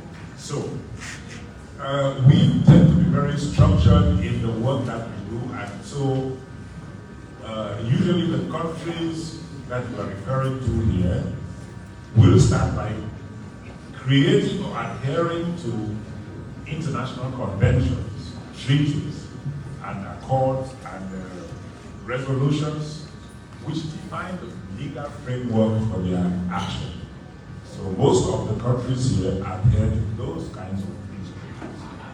In this regard, we have created, for our countries, and institutions have created things like the United Nations Convention on the Rights of the Child in 1989, which the UNICEF mentioned, the African Charter on the Rights and Welfare of the Child, adopted by the OAU, the old one, 1990, the African Charter, the African Youth Charter, which was adopted by the AU now in 2006 in Banjul, which focuses on education, youth involvement, health, and the like. And then I want to mention in the past the Lagos Plan of Action, which was 1980 to 2000, which was adopted by the OAU in Lagos, but which was sealed here in Monrovia at the 1979 summit of the African International, of the Organization of African Unity. In other countries, you have like the EU Youth Strategy for 2019 to 2027, because I'm speaking for all my colleagues, not only for Africa, for the platform. And the EU Youth Strategy has 3 core areas which are engage, connect, and empower the youth.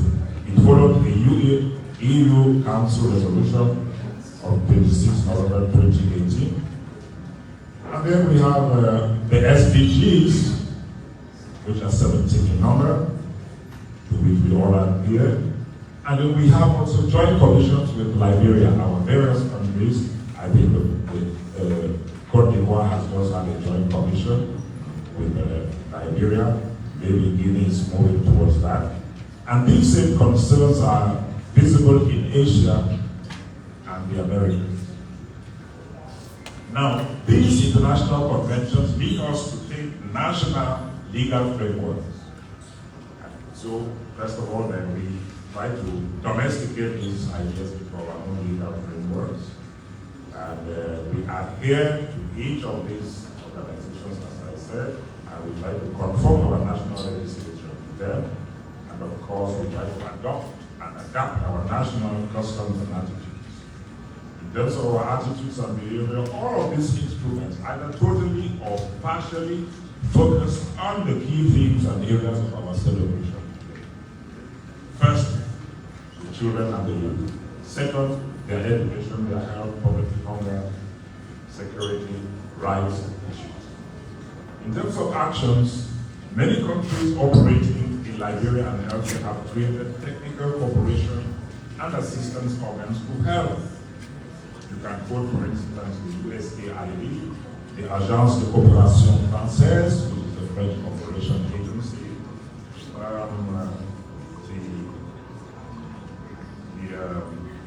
GIZ for Germany, the European Union structures, as I mentioned, and other countries have not created these organizations, but they operate through their ministries of foreign affairs, an international or development cooperation, or through their ministries of finance and development planning to see how they can collaborate with Liberian governments or any other country. Whether or not international assistance is directed at a country such as Liberia as a whole, or it concerns primarily the youth, female and male, as the European Union ambassador insists that we know that their assistance to Liberia covers every domain, that directly or indirectly this trickles down to the children. Let us take them one by one. Education, which is the key for them, because it affects almost all of them. There are teachers here, for instance, from Nigeria, and when I quote, I plead to my colleagues from the diplomatic corps that it is not possible because of the span of the subject that I should highlight the individual achievements and works of each country, which are in fact enormous. But you can see, for instance, right now I think Nigeria has a first batch of our 40 teachers trying to help boost the education system in the country. There are schools and scholarships, and we can quote Sweden, we can quote the US, we can quote China, Ghana, the EU, France, Cameroon itself, Egypt, South Africa, UK, UNDP, and so on international organizations, including the ECOWAS and the others. In the health domain, we also, what happened during the Ebola, there was an African team here to help Liberia. There were teams from the US, there were teams from Cuba, China, EU, etc., India, the UNICEF itself, the WHO, the UNFPA have been working with these governments. Poverty and hunger, this is a very difficult area to deal with because nobody is going to really solve your poverty and hunger for you. But through aid and advice and self-assertion, we try to go in this direction. Various embassies and their staff carry out small initiatives, but this can be only the drop of water in the ocean. As far as security and human rights, gender equality issues are concerned, for the physical security and the not so physical security, we have the EU, the China, US, with the Coast Guard program here to help fight against pirates and other criminals at sea. We all knew what the UNMIL did here until it left in 2018, what the ECOWAS did before the UN UNMIL came in here. Without those physical efforts to secure Liberia, the rest would be unavailable to us today. We also have Ghana, Nigeria, Guinea, India, Cote d'Ivoire, which sent in troops here at that time. And in the fight against drugs, we have seen what the AU has done, the neighbors, the MRU, that's the Mano River Union, the US again, Lebanon, which has sent help to some children at risk here, the drug issues, ECOWAS, the UN, through Interpol, and the UNMIL. But at the end of my answer, and as an African like you, I must add that we must pay attention to the preamble of the Agenda 2063, the Africa we need, and to the aspiration 6 of that agenda. The preamble, Article 3, invites us, you, to mobilize, and I quote, to mobilize ourselves to take ownership of continental programs and to follow the principle of self-reliance and Africa or Liberia, to follow the ownership of continental programs, the principle of self-reliance, and Africa, that is Liberia or Cameroon or any other, financing its own development. Because Agenda 2063 will not happen spontaneously. It requires conscious and deliberate efforts, end of quote. And we want an Africa whose development is people-driven, relying on the potentials of African people, especially its women and youth, and caring for children. warned. We have seen the Lagos Plan of Action 1980 and 2000 come and go without memorable results. Health for all by the year 2000 was well propagated when I was a young man. It came and went. Now, Agenda 2063 is only 40 minus 1 year ahead of us. As for the SDGs, the target stock taking date 2030 is now only 6 years ahead of us. In my tribal wisdom, they say, wash your stomach while I help you to wash your back. And one wise resident ambassador has asked me to tell you that the Liberian child must undertake community self-help initiatives under the guidance of elders of integrity. And secondly, that it takes 2 hands to clap. Then the friends of Liberia, of Liberian children, will clap, walk, partner along with them. In our work as diplomats, there is something that I hear very much among the diplomatic community, is the fear of duplication. Each of the different countries carries out programs which sometimes replicate what the others do. There is also the problem of self-definition. We expect always, and I don't like to do diplomacy in the public because we really are not journalists. We talk in the inner chambers most of the time. But I would say that the country must self-define its national priorities and its strategies. The foreign partners and embassies cannot define the priorities of another country. You define your priorities and you ask for help. You define your strategies and you ask for help. If people take over your strategies and take over your priorities, then they define your orientations. I must be bold to say the nature of the Chinese child in education cannot be defined by policy from Washington on education. Neither can the child in Cuba be brought up like the child in Cameroon. So if each country were to leave its education to be defined by its friends, it would end up being a kind of faceless entity.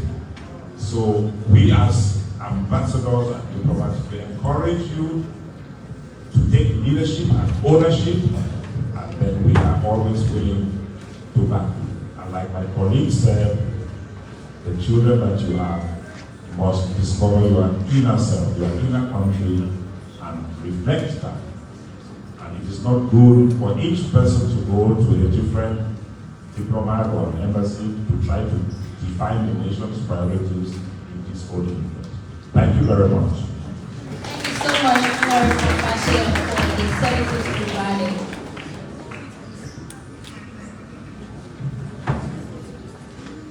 We will go back to number 8. We will go back to number 8 question. And it is for the Minister of Justice. Good afternoon. I'm Raja Anthony Moa, Secretary, Liberia National Chair Representative for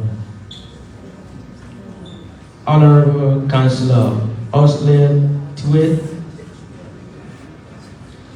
Minister of Justice. This question is for you. How does the Ministry of Justice ensures that children's rights are protected in Liberia, particularly in regards to the protection from violence and exploitation? Thank you very much, Mr. Mulva. Interestingly, I'm also a Mulva, so I'm son.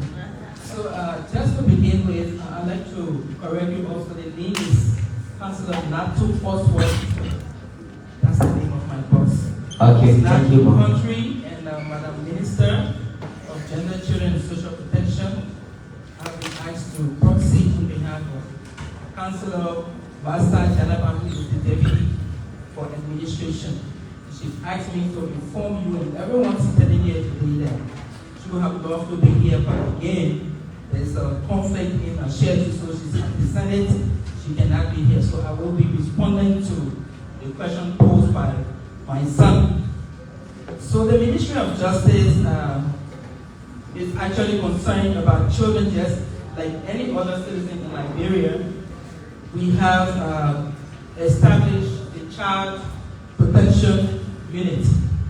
And at that unit, we have a responsibility to ensure that children's rights are protected and people do not just abuse the children, or Liberian children anyway. So what do we do there? We have a peer education program where we have our children going to different schools to raise awareness about violence against children. Not only that, we also have a program where we ensure that our children are not trafficked out of Liberia. I'm sure many of you in this room will agree with me that a lot of times when you try to travel outside of Monrovia or Liberia with a kid, you are asked to produce clearance before you can carry the child out. Now, why is the Ministry of Justice initiating that? You notice that child trafficking is so high everywhere, not only in Liberia, but the entire world. And so that has been put in place before you travel outside of Liberia with a child, whether that child is a biological child or not. You have to go to the Ministry of Justice at the Child Justice section and obtain a clearance before you can get out of Liberia with that child. We also have the Liberia National Police, which falls under the Ministry of Justice, and you will realize that at every police depot, we do have the Women and Children Protection Service there. We have these units so that when children's rights are being abused or violations committed against children, you can run in there and want to use this platform to encourage everyone to make it your business and not to remain in the culture of silence. There is a saying, it takes a woman to born a child, or it takes the village to raise that child. And true to that, you can see in this room, we all seated here, we're talking about children. They may not be our children, but they are our children because children's business happens to be everybody's business. So we all need to get involved in this. In furtherance of that, we also have the juvenile court. The juvenile court today is at the Temple of Justice, and we do have trained lawyers. We have a judge who's there.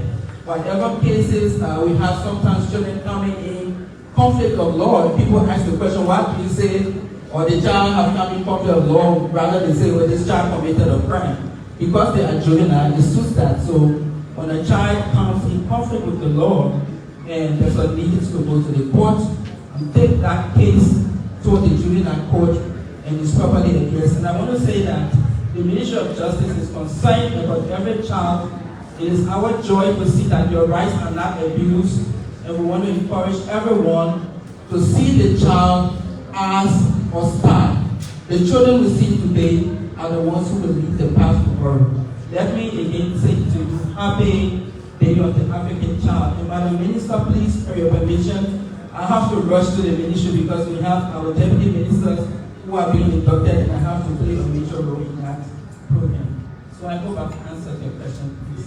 Okay, thank you. So to conclude, Honorable Minister, what specific action can you convey to the children of Liberia for this 2024?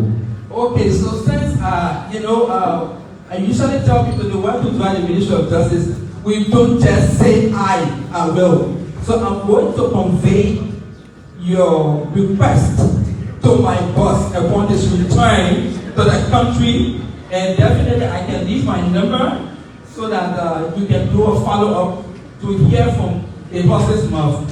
I'm pretty well sure if my boss was here, he would say something, but because I'm wearing the shoes of a messenger, I cannot say what they keep saying. So please accept it as that. And if you want a number for the Child Justice section where you can obtain exit permit, I can leave it here with you. It's 0777. You're going to put 7 4 times, and then 08443. And the focal person is Mrs. Louis G. Doyle. You can also get her on 0881 751018, and it will save you on that. Thank you very much. Thank you.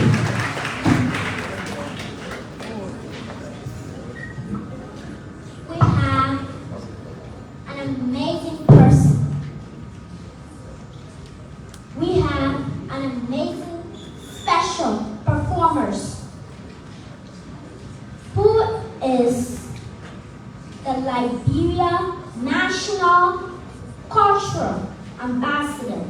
She's no one else but Ambassador Julie Andy.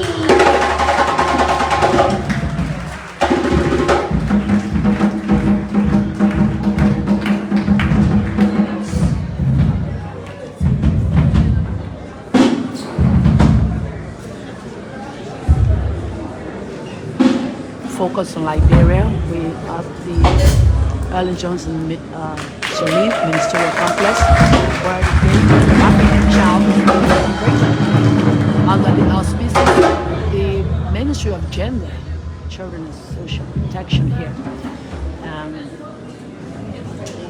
We're doing the panel discussion with the students to the executives of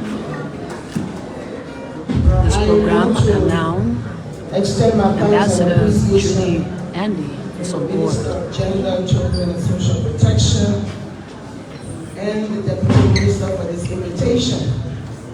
And I want to remind you on a performance here today. 20 years ago, I did this song for UNICEF. I know that my other partners from the UN here, UNWOMEN and UNFPA,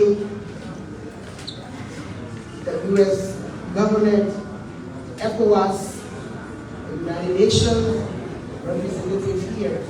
And all of my people 20 years ago, I did a song, but I'm not going to do the song today until I meet with Andy and we can discuss further. So I'm really presenting some young people here today. We have a young cultural dancers. Then we have Sima Weaver. So Sima Weaver will do a song. This is a well-known Liberian young artist. And Sima was discovered by me years back. And now he's over to Flavor, not here in Nigeria. So Sima will do a song. And the young cultural children's theater will do a performance. And then the other performance, I will do it at a later date. Thank you very much, Mr.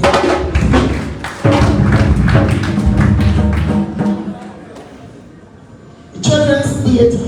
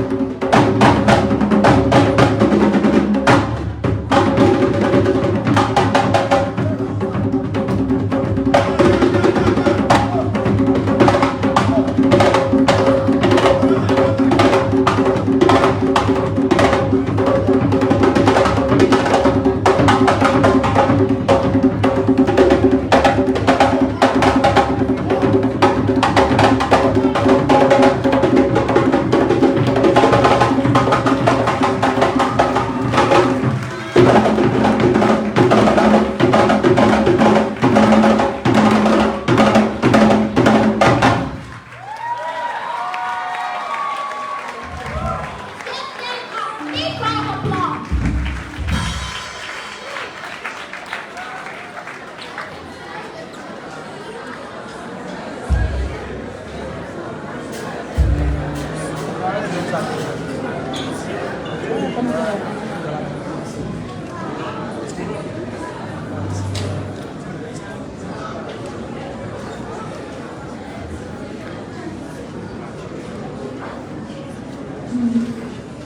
was the cultural performance of the Our third question children. Back is to the panel directed to discussion here. Chair on Gender Liberian National Legislature.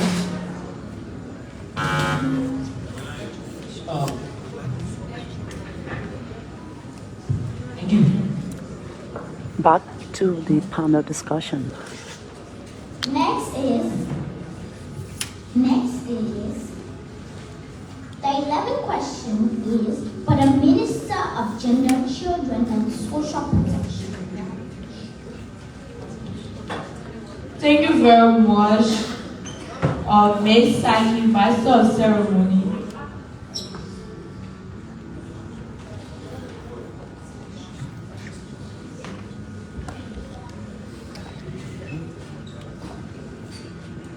Thank you. So I'm still going to answer my question because we have the Minister of Education who has to leave because there's something that is very urgent.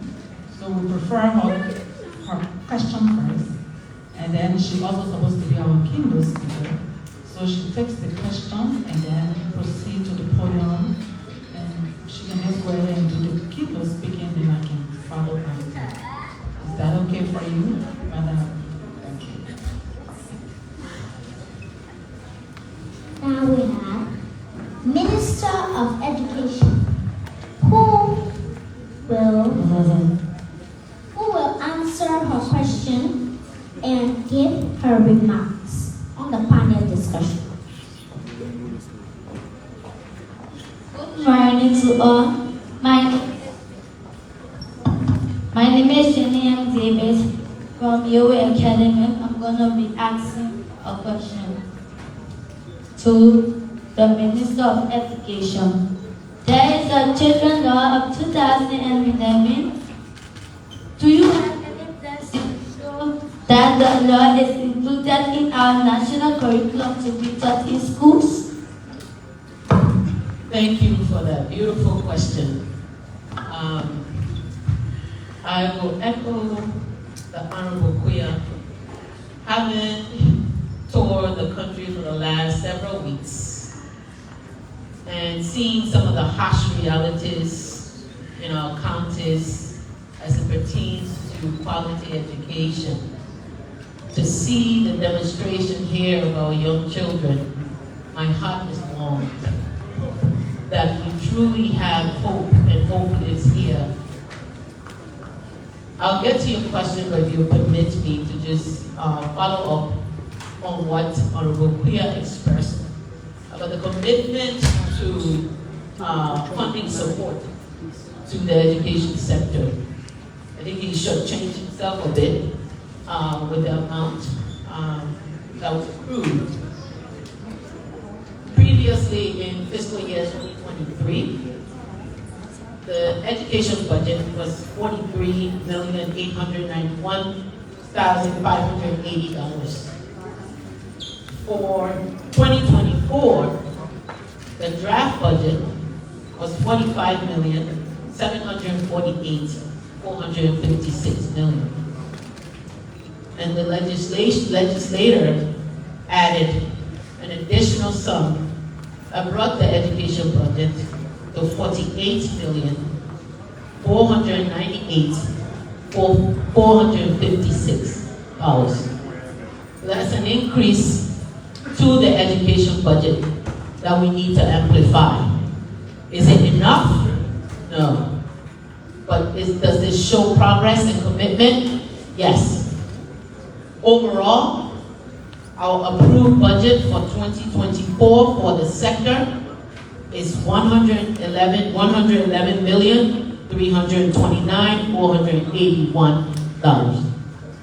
So this is a monumental increment in the education budget. And this is to demonstrate to you the commitment of this administration and the legislators in their support to what is important for educating our students. Having toured the country for the last couple of weeks, I've been able to identify, along with the team that I took with me, some challenges that have been communicated through the poems that we heard, through the UNICEF presentation, through the Dean of the Diplomatic Corps, some of the challenges that are plaguing our system. And in that, what we need to do is not only the teaching of the children law, it's also empowering the children to exercise their rights respectfully. Teaching teachers to adhere to the professional standards for which we have. We currently have professional standards that was adopted in 2009 and then revised in 2020 and then 2022. But an extension of that is also, as you asked about commitment to the children of Liberia, is the Education Ministry is poised to develop a child protection and safeguarding policy. And what that policy is going to do is lay out clear guidelines for the rights of children in school. Not only having an enabling environment, but wash facilities. As I toured the country, those are things I was looking for. Where are the bathrooms that students are using? What do the classrooms look like? How do we know our children have learned when they interact with instruction? How do we plan for their instruction? Are guidance counselors equipped to manage the various case management challenges that students bring to school every day? So yes, the child rights law, it's going to be developed through this policy, and we are going to ensure not only teachers, but educators sign this policy. And extending to that is schools that want to open in this republic. So before you receive a permit or a license to open, that we make sure you have elements of this policy in your existing plans before you can open an institution of learning. So there's a lot of work to do. In my touring around the country, not only have I spoken with teachers or administrators, I've spoken with students, and I asked them specifically, tell me some of the issues that affect you. And I think collaborating with the Children's Forum will be an extension of what I'm finding in the field, because your voices must not be lost in what we're trying to achieve. As the UN resident coordinator stated, we have a future plan, a planning summit. The children are the ones that we're preparing for that future, and their voices cannot be lost. And what I'm finding across the country, their voices are lost, and we have to resurrect those voices. So I will end by saying, in as much as you will hold us, the adults, accountable, it's important that you hold each other accountable. As it was stated earlier, it takes two hands to clap. There was a student that I inquired from. I asked them, when I got into the classroom, I asked them to put their notebooks on the table. If you were in class, you got instructions, where are your notes for today? And it was lost on them, because hardly all of the class members had notes to show me for that day. And I asked one young man, why don't you have notes? He said, oh, because I disturbed in the classroom and I was put out. Now, did you come to school? Did you wake up this morning to come to school just to disturb? He said, no. I said, you should behave better. So it's talking to your colleagues, the importance of these school clubs is important to extend the conversation and elevate the conversation about the child rights law, but also bear upon your counterparts the importance of them holding themselves accountable and doing what is right. And don't support what is wrong. Because supporting what is wrong is what I found throughout my county tour. Supporting, paying for grades, and doing all sorts of things. Like it was stated, and I re-echo, it takes two to clap. So we all bear the responsibility to see the African child thrive. And we can only do that if we hold each other accountable and deliver what we must to prepare the African child, to prepare the Liberian child for the future of our country's development. Thank you.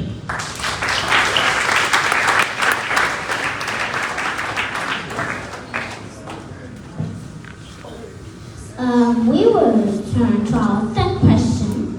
Chair on Gender, Liberia National Legislature.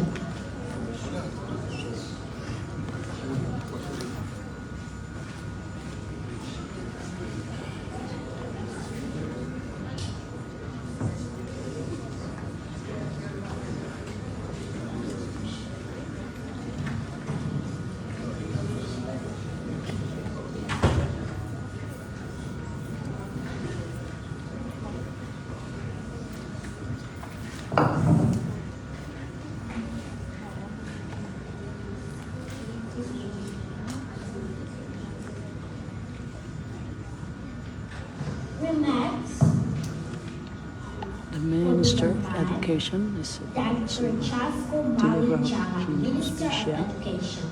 because she has an appointment somewhere, so she's taking over the podium. Before I start, I think I have a priority on girls and inclusive education, and I think I just found my ambassador.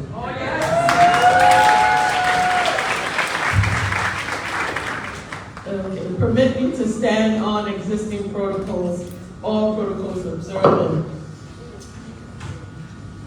Today we gather to celebrate the Day of the African Child, a day that underscores our commitment to the future of our nation and continent.